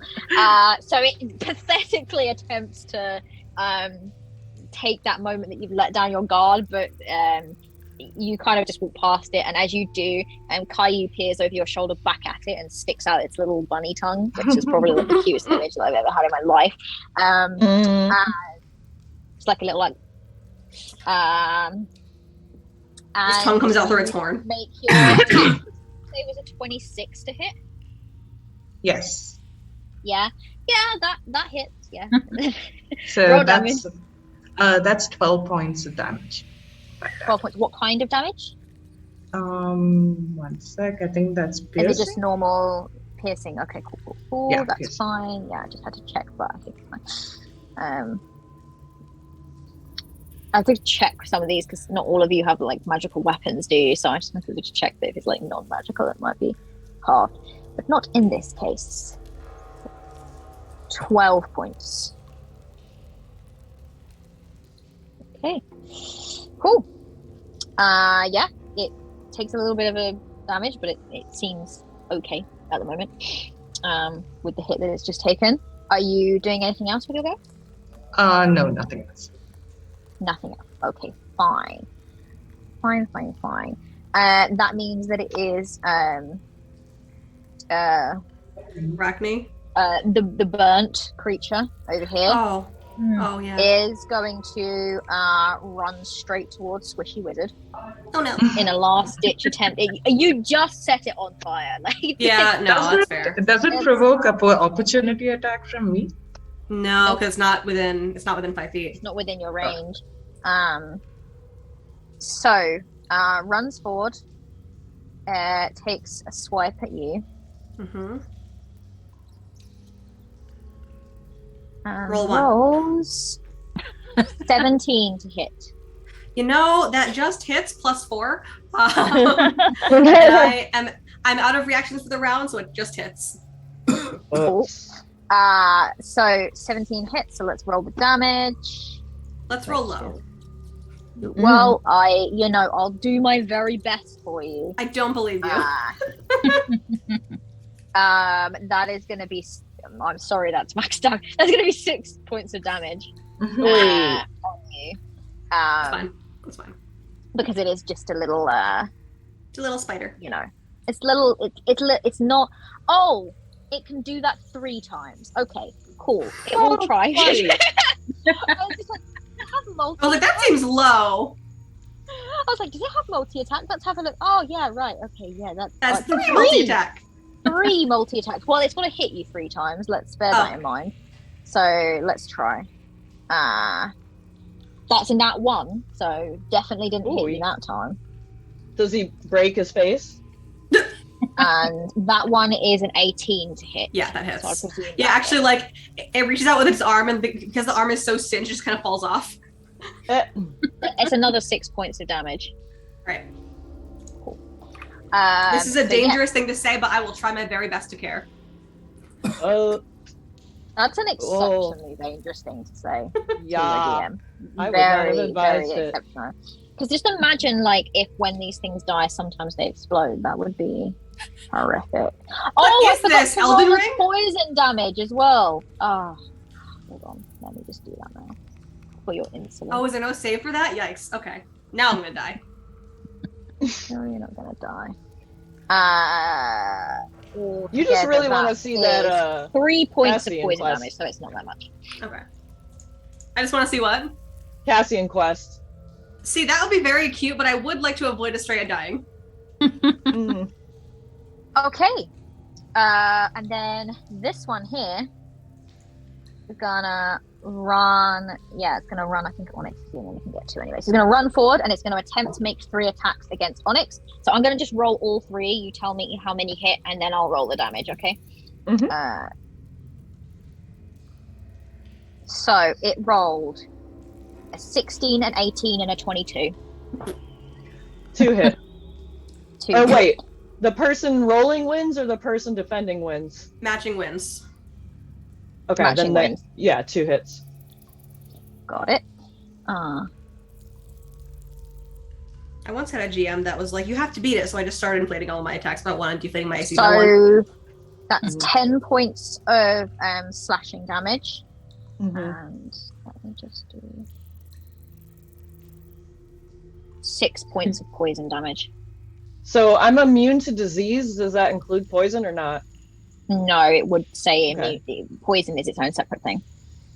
Okay.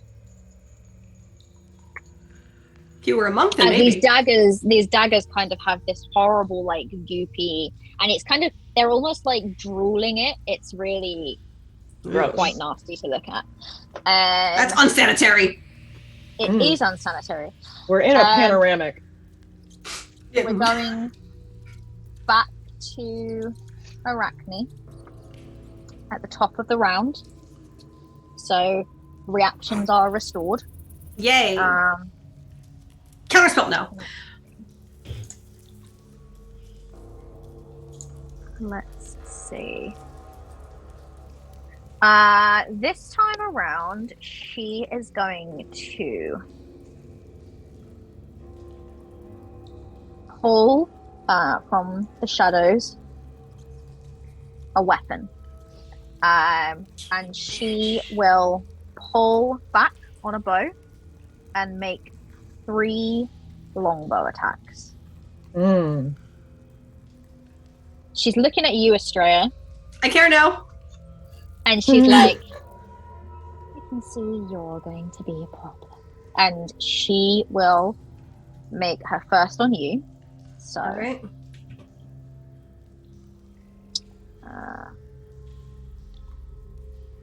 let's go with.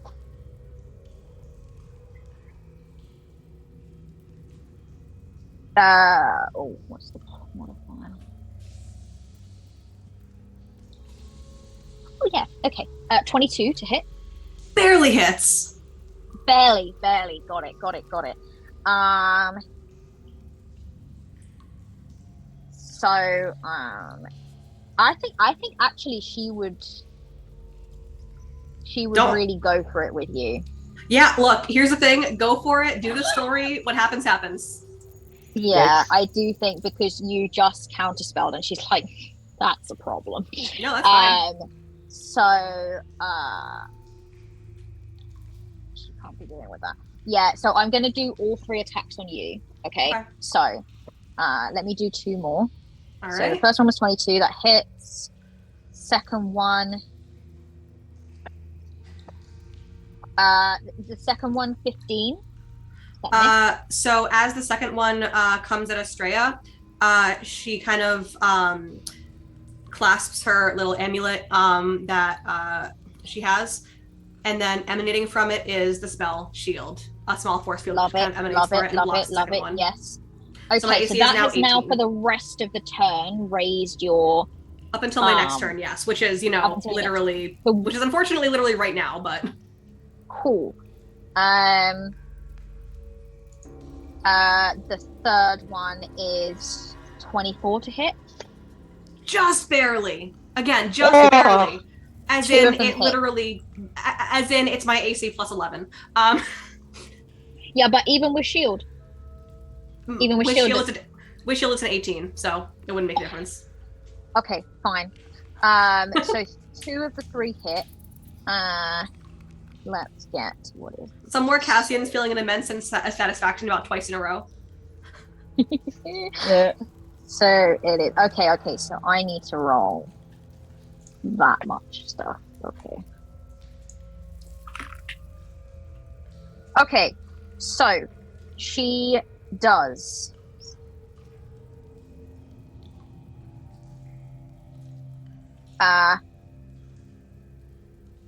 15 points of piercing damage Okay. on you And?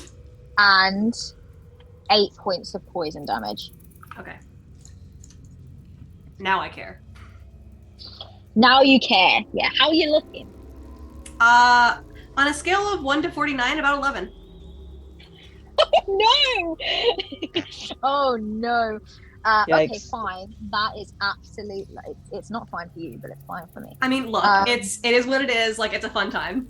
It is absolutely, and that, yeah, and so she's staying right where she is.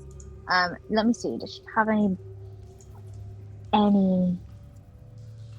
bonus actions? Because that would be cool if she did. Of course, she does not.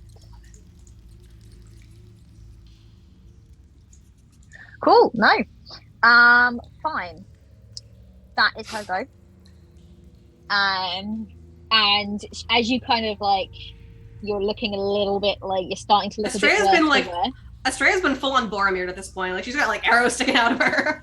Oh, She shit. just like giggles to herself a little bit and then smiles sweetly at you. We are gonna go to who's next? I think that's me. It was you, yeah, it was you. So Estrella's kind of like, at this point, like half up, half like one hand to her side, holding like pulling out arrows and shit. And she's gonna kind of like meet Arachne's eyes, and just kind of like do that weird thing where they like spit out a glob of blood or whatever. And she'll be like, okay, we'll play. And we're going to fireball centered right here, which will hit all 4 of the ones except for the one that is next to me. Okay, so gonna hit. Okay, so centered where? Right here where my cursor is, it will hit everyone except for the one next to me. So it's not gonna hit. Correct. It will not hit Onyx or Kaliuka, but it will hit everyone else. So the two creepy crawlies, the one humanoid by Onyx, and Arachne. So I need dex saves from everyone. Okay.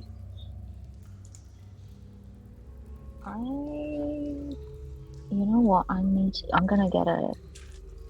gonna just get a little like circle thing going, if that's okay. Yeah, sure. Because it's a radius, right? It's a radius, yeah. And each of them is, And I think, it's 20 exactly 20 feet. Yep. 20-foot radius, so it hits all 4 of them. Okay, so I've got a 20-foot radius here. Oh, hang on. I think it's to do with like diagonals work a little bit differently to. Oh, I thought we were doing diagonals or 1 for this game. My bad. Yeah, but for the radius it will work differently, and that's Gotcha. why.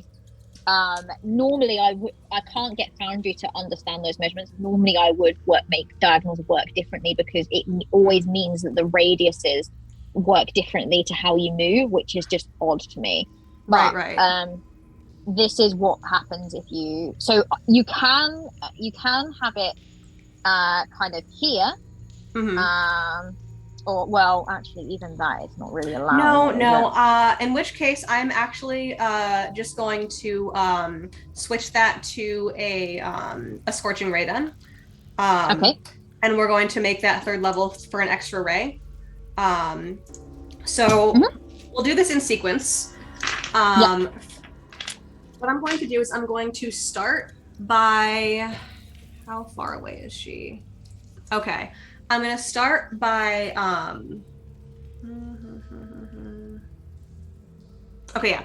We're just going to do words are difficult. Scorching ray. Oh, wait a minute. I'll give you 2 seconds.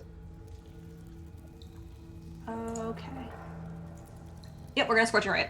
All right, that is 4 attacks on her. Does an 18 hit? 18 does not hit. Shit. Okay. Did you do the Second +4 that we got for the blast? Oh shit! Yeah, I almost forgot about that. My bad. Yeah. Woo-wee! Does a 21 hit? 21 hits, yes. Thank you. Second attack. 23, so that hits.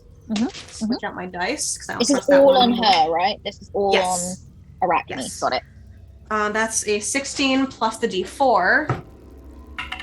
20. Yes, that hits. All right. And third and fourth and final attack is a natural 20. I swear to fucking God. Oh! But Okay, because I want okay. to, I'm going to roll the d4 anyway for a total of 33. Love that. Okay.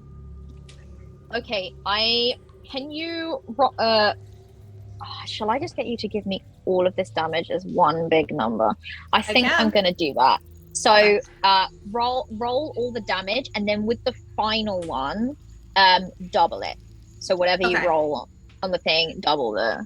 Okay, so what we're doing is we're gonna do the rule where you roll the dice and then double it, and not roll twice the number of dice. I tend to say double it. Okay.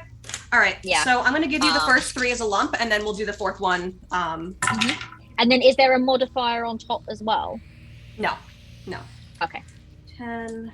So that's 23. Actually, I'm also going to go ahead and switch this over to lightning. Oh, wait, no, it's a weapon attack. Never mind. Was it a weapon attack or was it a spell attack too? I don't remember. No, is it the Keranos thing? So your gracious DM made it so that it could be spell attacks too. Okay. You're a wizard. I was like, it says weapon attack, but I remember we talked about this at some point. We talked about this. It is spell attack as well. Okay. So yeah, we're gonna go ahead and we're gonna do the extra lightning damage. What I'm also gonna do is use my Awaken Spellbook Replace Damage to replace all of it with lightning damage. So just give me all of the lightning damage. Yep. Just give it all to me. Okay. So that's 23 plus 3. That's 26 lightning damage for the non-crit. Okay. And then for the crit, that is 16. All together. This is with the Keranos thing. Yes. So 26 plus 16. Oh, wait a minute, because is the Keranos thing like it's once on each turn, so it only happens once throughout the entire spell. So the Awakened Spellbook replaces the damage, and then the Keranos thing gives me an extra 1d6 across all, just on one of those attacks. Are you sure it's just on one of those attacks? Because it's the entire spell, isn't it? Yes, but it specifies when you hit with an attack. And each ray has its own attack. Fair enough. I'm happy to roll 3 more d6. Is it a roll though? Is it a roll? When you hit a creature with an attack. Yeah. So then I would recommend that you do it for the crit, because then you get to double that amount as well. Because it's all dice rolls. Oh, good point. Okay. So add 3 more because the roll was a 3. Okay. So you've got a 26 and a total 19. Of 42. Total 20. Oh shit, yeah. 20 no, it was 16. So 26 plus 16 is 40. But you're doubling the 45 dice for the 45. So it's 45. 45 points of damage. As Estrella just kind of like She grasps her. It's not a holy symbol. I keep thinking it's a holy symbol. She grasps her amulet. How mad would you be if she was immune to lightning damage? Ooh. Oh shit! I'm just kidding. She just sizzles up like a sausage. Oh man, just the looks on Oh my your God. faces. I was letting Yeah. you roll that. I was letting you add it all. Oh my up. god.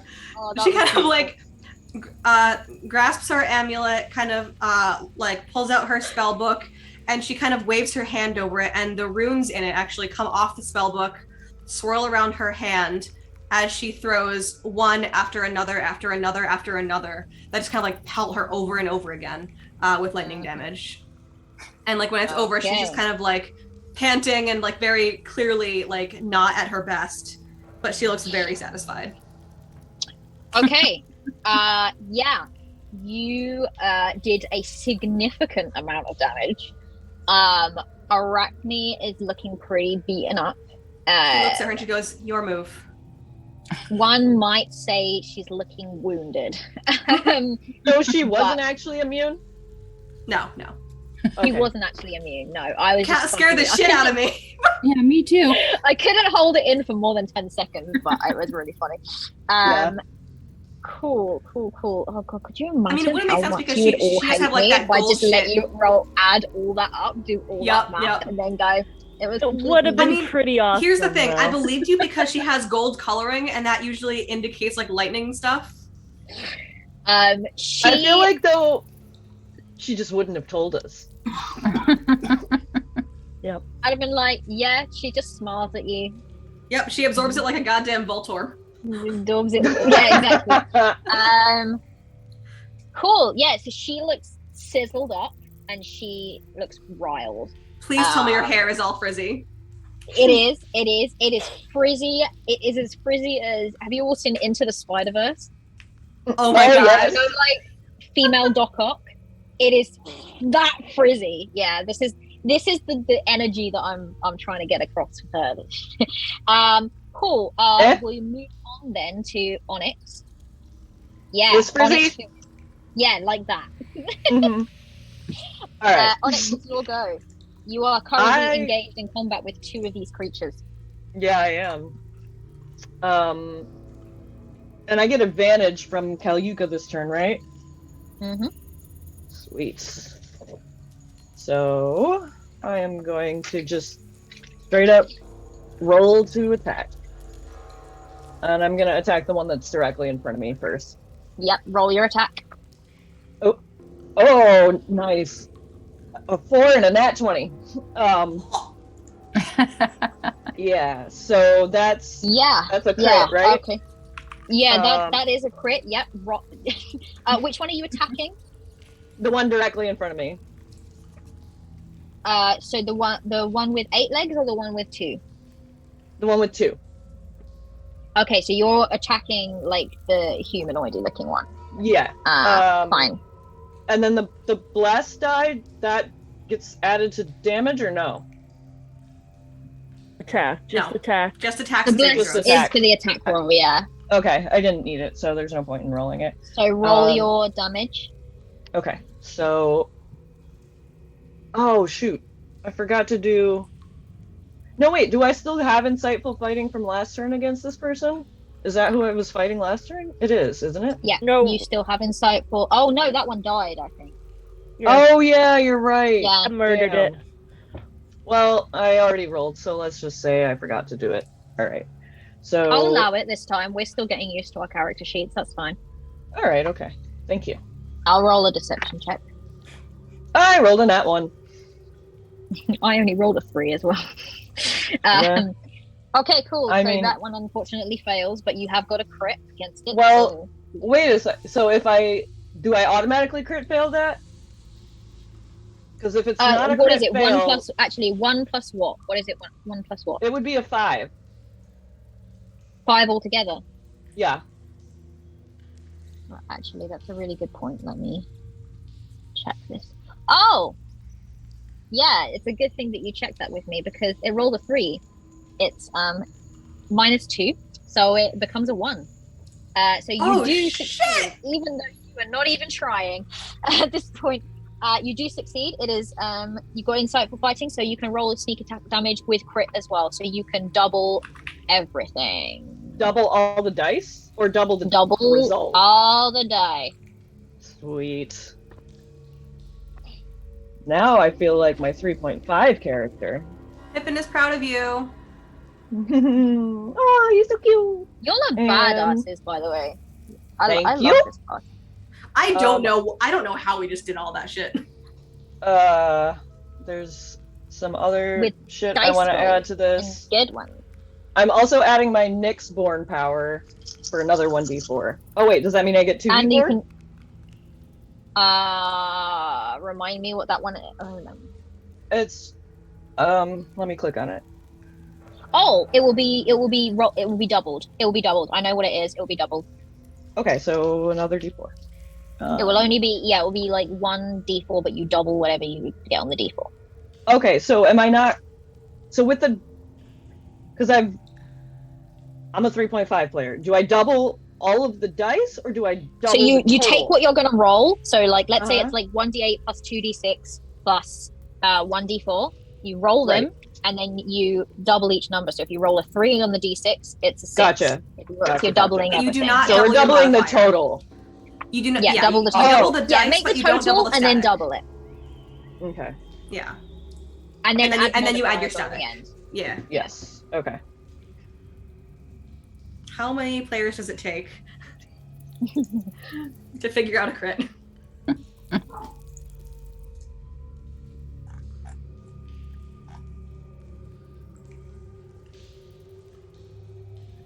And then I get to add the whatever's my weapon damage. Darling boy. He's a dangly boy. I am to take it that this is a lethal attack that you are trying to make. You are not going to try and Yeah, at this point they've actually successfully poisoned me, and the lady said she wanted to kidnap me, and she So wouldn't show just me to my be mom. clear, you took poison damage, but you are not the condition poisoned. I just want to make that Gotcha. clear, by the way. So the total was 37. 37 points of damage. Yeah, that is instantly obliterated. So we'll Nice. just get rid of that one. That was the Too bad I blonde. don't have cleave. The testing What's lady. the opposite Or of testing lady. what's the opposite of F to pay respects? Oh god. Q to call someone a bitch. I don't press know. J. Excuse I press me, I shouldn't J have said to, that word. I press J to dance on their grave. Nice. Like the queen. Cool. Fine. Is that everything that you're going to do with your go? Is there anything else that you can do? Actually, I'm gonna take. Is a 5-foot step a thing in 5th edition? No, Oh, what? No. No. it's not. But okay, fine. I'm You gonna can take a movement. bonus You have action. your movement. Yeah, you Okay. can move around the threatened area, but you can't leave it. Is with If you That's what we have so leave much. its melee range, you will take an attack of opportunity. Except for I'm a rogue, so I can use bonus action disengage. disengage. You can do that, yes, because you haven't used the bonus action yet. Okay, but then I don't think I have enough left over to still heal Estrella, unfortunately. No sweat. It's all right. So in that case, I'm actually not going to do that. I'm just going to move to face this guy. Okay. Yeah, that's absolutely fine. You can do that. I appreciate the cool. thought. Yeah, hold on. Freya appreciates it more, but I also appreciate it. Yeah, I'm not Okay, going to use so any of I'm my moving- bonus actions on that one. I'm moving on then to Callista. Okay. Callista, do your thing. Oh, and you had seen her. She was just kind of getting ready to move and pulling out a chip of mica when she saw Estrella get hit. And she's like, oh, no, I can't do that. And so instead, she's going to put it away, go over to Estrella and cast Cure Wounds at 2nd level, Thank you. which is going to be 17 hit points Shit. back. Thank you. Heck yes. And then as a bonus action, she is, let me pull it up here. going to use one of her channel divinities to harness divine power and get back that second level spell slot that she just used. Got it. Ooh. Love that. Love that. And then she's just gonna.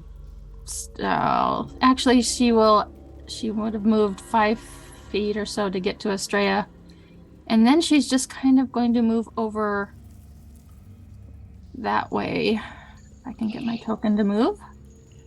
Just try to get herself in position for what she wanted to do this turn, but will have to do next turn. Okay, so you want to go here? Yeah. Okay. It always takes me like 3 times to get myself to move. I don't know. I will move you down. All right.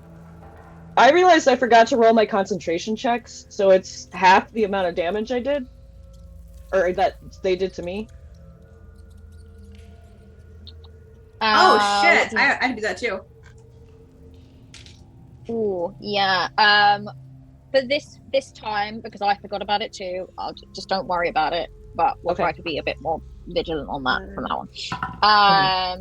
That's fine. I just rolled a bunch of things over a 10, so I think I'm good. Most likely you are. Eva, it is your go. Yep. So Eva is going to move her hunter's mark to the big bad. So my hunter's mark is moving over there. Love that. Yeah, Eva is going to have a bit of an angry look on her face, and she's gonna, slip in between Estrella's feet to stand in front of her. And then, yell at the big bad, don't touch my friends. And she is going to shoot. 1 second, let me just pull this up. She's going to draw her bow back. And she is going to let rip. That was very bad. That was, let me just roll that. You got the D4 as well? I'm working on it. Yep, that's still not gonna hit. That's a 14. No, 14 does not hit. Nope. She's gonna miss in her rage, and then she's going to take aim again for her second shot. And then plus this. That's going to be with the D4, that's a 20. And then she is going to damage, 1 thing rolls, and a D6 as it is a D6, right? Yes, a D6 as well. So that is going to hit with a 15 for her second attack. Ooh, that's good. Okay. Yeah. Looking pretty bad now. Yeah, and that is because I used my bonus action to move my thing there, and that's my attacks. Yeah, that's everything I can do this round. Cool. Got it. Fine. We move on to the children, they are called. They are going to just attempt. Okay, cool. So they have both summoned their spectral daggers. So this one here is going to make an attack against Kaliuka. First with a normal dagger. So that is gonna be a 15 to hit. Does not hit. Does not hit. Got it. And then it, with its spectral dagger, will attempt to attack you. And that is going to be an 18 to hit. Yeah, that hits. That hits. Okie dokie. So it's not quite as much damage as it did. Oh, actually, it's quite a lot. That is 8 points of damage. What sort of damage? Force. It is force damage. Cool. While that one is attacking, the other one is going to be focusing its intentions on Onyx. Onyx, I will do the same thing. It's going to make a normal dagger attack, and then it will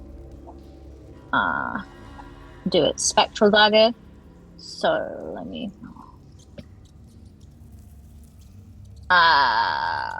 The first one will miss because I only rolled a 4. The second one, 18 hits, I think. Yeah. Okay. Oh wait, And that- no. Never mind. No.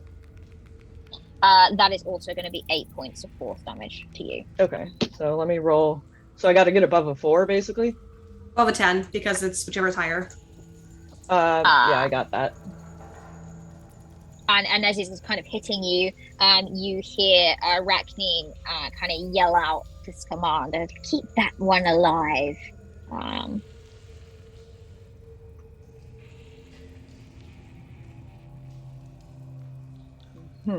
Don't worry, we will.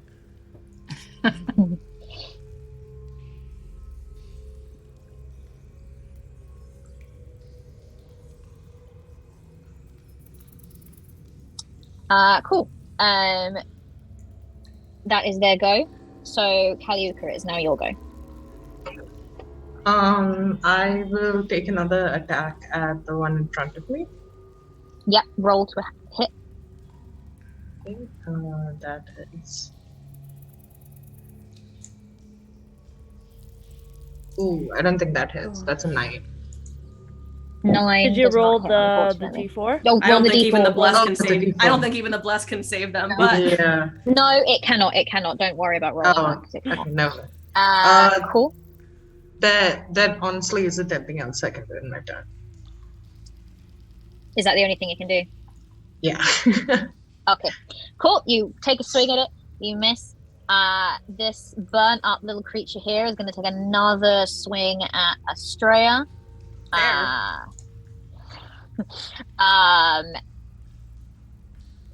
Yeah, burnt.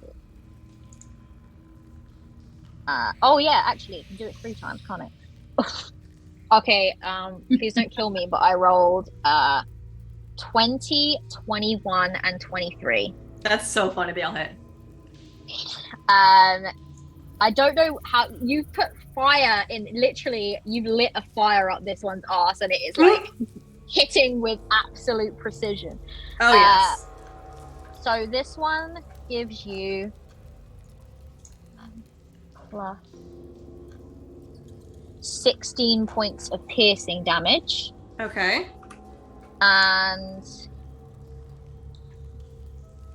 that's not too bad. 5 points of poison damage. All right. I'm up. I'm still up. Yeah. You're still up, but barely. Barely, but I'm up. barely up. Okay, and we will go to the top of the round. I am keeping an eye on the time, I know, but we are quite close to finishing, so I'm going to try to end this combat, and then we will end the session. So this lovely lady is going to attempt. I feel like she would just get her bow out and just continue to shoot. She's trying to. Yeah, do what you gotta do. Yeah, she will aim at. Well, she'll do the first one at Estrella, for sure. Yeah, I did kind of invite it when I was like, hit. oh really? Yeah, What is it? it's a 5 plus 6, so 11 to hit. Wow, that actually misses. Wow, I'm impressed. That actually misses. She's getting frustrated. Like she's injured now, so she's raising the bow, same. but at one point, yeah, the two of you are just like hobbling, trying to like outdo each other. It's really funny. Second one, she will growl with frustration, and she will try again, and that's a 19 to hit. It's Okay. And then one more. roll the damage for that first. Oh! Roll the Tell damage me for what that to first. do, then. I'm just saying because I don't like this insolence. I'm just saying. She's like, I'm with a adding an longbow- extra d6 to the Oh, damage. I see. Just to see. I mean, she would probably continue that. Like with a longbow, the chances are very real that she will just bring me down. Okay, that's fine. Uh, that's 5 points of piercing damage. Hmm. That's 6 poison damage. And I'm out. Estrella crumples to the floor, everyone. Somewhere Cassian's just like, Yeah. no, he's just like, whatever. All right. So Estrella is down. And that was all of her because she shot 3 times. And Oh, I thought you only shot twice. My Well, it bad. was only 2, wasn't it? oh no, you're right. It was only Yeah. 2, so Yeah. she has 1 more shot. But she's aiming to get down more than one of you, so she's not going to shoot Estrella. Estrella is unconscious. She's really going to go funny. for the next most troublesome one, which she believes is Callista. That's going to be 23 to hit. Yeah, that definitely hits. But Callista's no threat to anybody. I mean, Well, No, because but she's Callista bringing can us heal. She knows that. This is helping us. 10 points of piercing damage okay. and 7 points of poison damage. Ooh, that was almost max damage. So that's quite a hefty hit. You just feel this, and it's just right in the shoulder. And you know that as you watch Estrella crumple to the floor, you know that you are her next target. And let's see, is she going to move? I feel like she would.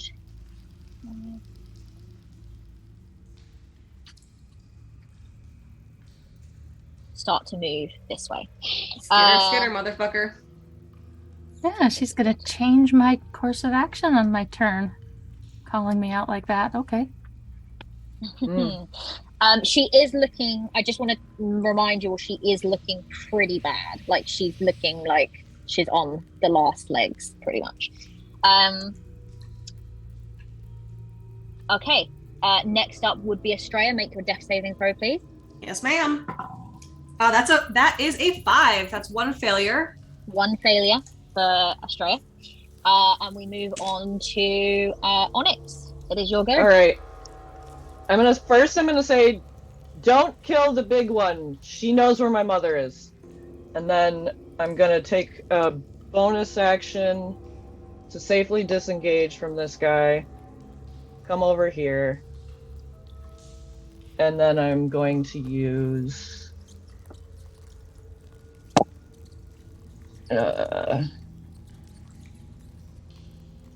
I think it's called Healing Hands. Healing That sounds hands. right. Yeah. The ASMR thing. Yeah. I'm trying to find it. My character sheet is moving very I think you slowly. can pump a number of. There it is. Hold on. It's a 3d4. number of points. 3d4. Oh, it's the spell. I'm a dum-dum. Hmm.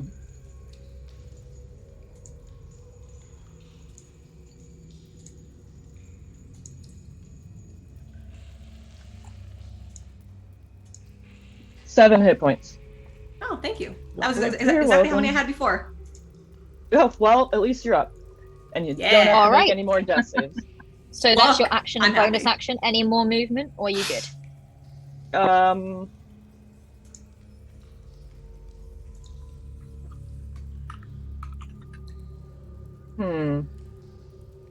I'm going to move to stand in front of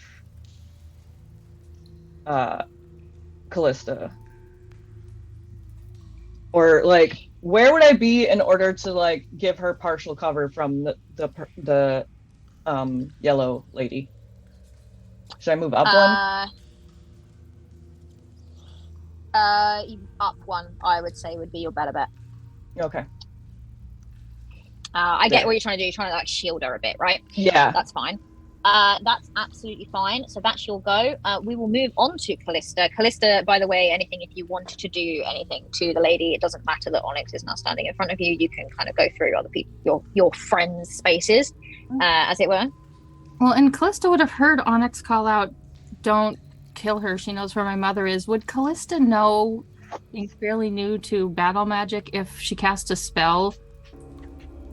I mean, is there any way she can cast any of her spells and have them not be lethal, or is that not something she would know? I feel like, do you have spiritual weapon? She does not, no. Do you know what? I would allow it. I would allow that you could, unless the spell really. What spell were you thinking? Oh, she was going to cast Shatter using Destructive Wrath so that it did max damage. Okay, so Shatter is very much like in the brain psychic-y damage, right? I feel like you could make that happen without killing someone. I feel like you could exert a level of control. Is it? Do you have anything that you could just pick the information from her brain about where my mother is, and then that way you can kill her after? That's actually a good idea. I didn't think of that. That's a good call. Yeah, no, Do you detect thoughts or something? I do. Callista does have Sweet. detect thoughts, which I didn't even think of. So actually, but that would be. I was like, I'm pretty sure Shatter actually does like material damage because it's thunder damage, right? Yeah. Oh, yeah, you're right. Yeah. So it would blow her up. Yeah, it would. No, Callista's Not in the really- fun way. It's much easier to do like non-lethal damage with a weapon, as it Yeah. were. Or like aim a scorching ray at like her feet or something. Yeah, Callista's Right. Here's the thing, Callista. Onyx has expressed that she would like to not kill her because she knows where her mother is. It's up to you to make the judgment call. She's being a real problem. She's on her last legs. You could kill her anyway. And you could Depends on still how- possibly have a good chance of finding Onyx's mother. So it really depends on what you think Callista's like priority would it be. Would it be like keeping her alive in the hopes that she will reveal something when she wakes up, or would it be like, let's just get rid of her and then go and hunt for the like Onyx's mother ourselves? It's really it's what you think Callista in the moment would Callista think in the is moment. best.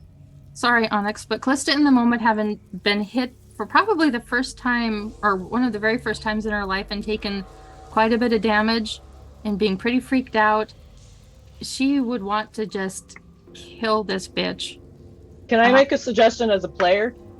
Mm-hmm. Just tell Onyx that's what you're doing, and that just to trust you, and that we'll find Bianca. That way she won't be pissed off at you. Well, she may be pissed off anyway, but yeah, she would. So Callista would, Onyx would hear in her head, "We'll find your mother. Don't worry, but we have to put this spider down." And so so you hear that in your head, and then she would cast Shatter at 3rd level. Yep. Which is a Constitution saving throw, DC 17. DC 17. Yikes. Her Channel Divinity Destructive Wrath to do max damage. With the plus, do you get your own +4 on that, or is it just the rest of us? Like the D4? No, yeah, I think she said earlier. Well, I mean, it wouldn't matter anyway because the bless is for an attack and not a save. Yep. Like Sorry. Spider saving, so. She rolled a nat 1 for her Nice. saving throw. So Callista, how do you want to do this? How do you want to kill Nice. this spider lady? So yeah, you'll see Callista, she's always looked very human. But as she pulls out her chip of mica and she starts to cast this spell, you see her hair kind of raises up a little bit with the energy of the electricity, and her skin looks very much more almost like a light sea green and pearlescent. And her eyes kind of flash, and she just holds out her hands and casts Shatter on the ceiling right above where this spider lady is, and you just see Ooh. this electricity and thunder, and the stone falls and buries her underneath the rubble. Oh, I love Nice. that. Holy Oh. shit. Okay, that's hot as fuck. Mm-hmm. It's wet as fuck is what it is. As And she he looks serenely does this, that is when you hear in your head the most serene, the most calm, the most comforting thing you've ever heard, which is, "Don't worry, we will find your mother."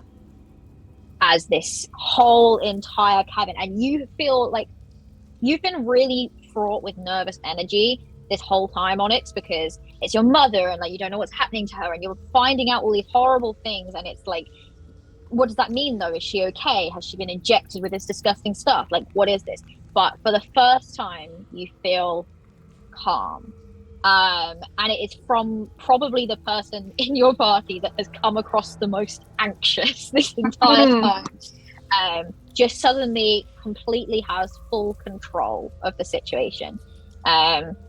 And Arachne screams as this kind of cavern falls upon her.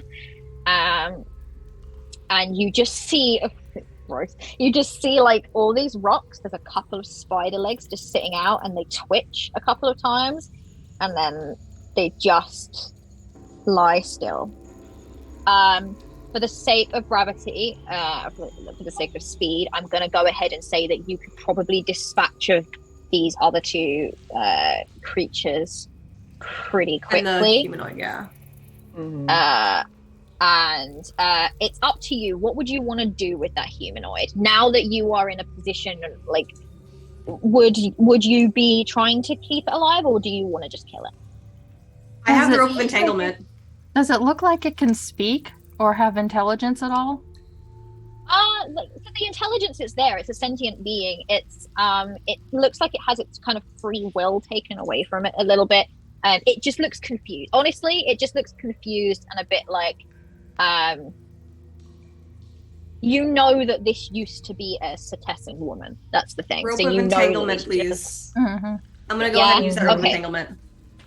All right. So what we'll do is we'll end the session there, and I'll say that you killed these other two creatures, and as one of them, the final one died, it just releases in this sort of rasping, chittering whisper. We were only trying to help, and then exhales its last breath. We will end the session there. Have a little think about like what you might want to do for the next session, and I'll kind of discuss with you all. You get to level up, so Yes! we may all level up to the next level, but we won't do that now. So what I will do is we're just going to quickly go around because we are running ever so slightly over time. I'm going to get everyone to talk about themselves momentarily, and then I will announce who we are raiding. So let's go with. Do you know what? I always go either Jen or Lulu. So let's start in the middle. Let's go Kumi. Ooh. Spicy. Hello. I'm Hello. Kumi, and you can find me on Instagram or Twitter at Kumi Curiosities. I run a little D&D shop over here, and yes, I just got like my latest order of like dice, so I'm just so excited about a couple of new merch in store. For more updates, just go to any of those other accounts. You could watch me also stream on the Pigeon Killers, and I have a bit of a circus horror mini campaign starting next month on Girls Run These Worlds. Ooh. Well, actually, it's more circus horror, so not really ghosts. But yeah. Cool. Let's go. I'm gonna really shake things up. I'm gonna go Joan next. Hi, Random. I'm Joan. You can find me kind of just running all over the place like a chicken with my head cut off. I recently changed my Twitter handle to @TheRogueSenna, spelled like the rogue character that I am. I am doing all kinds of stuff, so look at my Twitter and my Instagram, which is the same, And get in contact with me if you see something cool that you want to participate in. Yay! Oh wait, one more thing. Starting next week, I'm in another APE on a different channel called Farewell Yellow House, and it's a Call of Cthulhu AP. I'm so excited about this one. It's gonna be great. So excited. Lindsay, you're up next. Hello everyone, I'm Lindsay. You can find me on Twitter and Instagram at Chunky Chickadee, with the last E being a 1.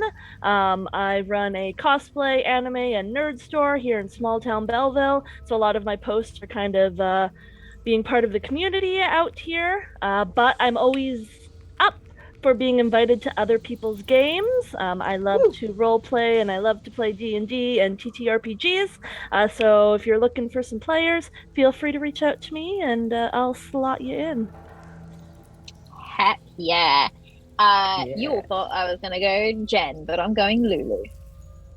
Oh, hi, I'm Lulu. You can find me on Twitter at Lulu in WA, Lulu in Washington, and I have been playing Callista, the cleric who is kind of like a kid with a new toy with all of her new spells and her lock picking, and she just wants to try everything, even though she is starting to maybe not feel quite as overwhelmed, but she's definitely, this is definitely a new experience for her, and she is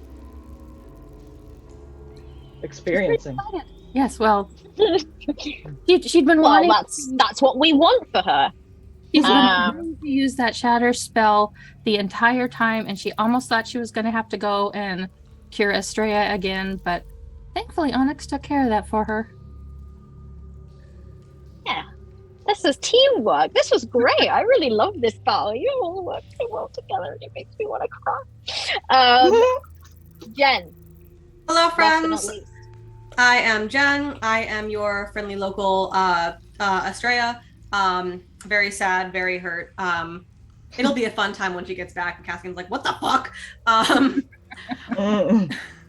But I can be found on Twitter at Jenburb. Most of my games are home games right now, so I don't have too much to introduce myself as in terms of streamed games. However, I do want to be in at Denver. Thanks, captions. I am trying to move kind of from like the same groups that I've been playing with for the last 10 years to some more other more diverse, more widely spread groups. So invite me to your games. Other than that, yeah, I've got hard-boiled eggs. Nice. Amazing. This was the news that we've all been waiting for. Hard-boiled so thanks for letting us know. Are they hard-boiled Not just any old eggs. No, they're chegs. Hard-boiled. They're chegs. No, they're chegs. They're chegs. They're chegs. Okay, got it. Okay, and this is the point where I'm going to clap us out now.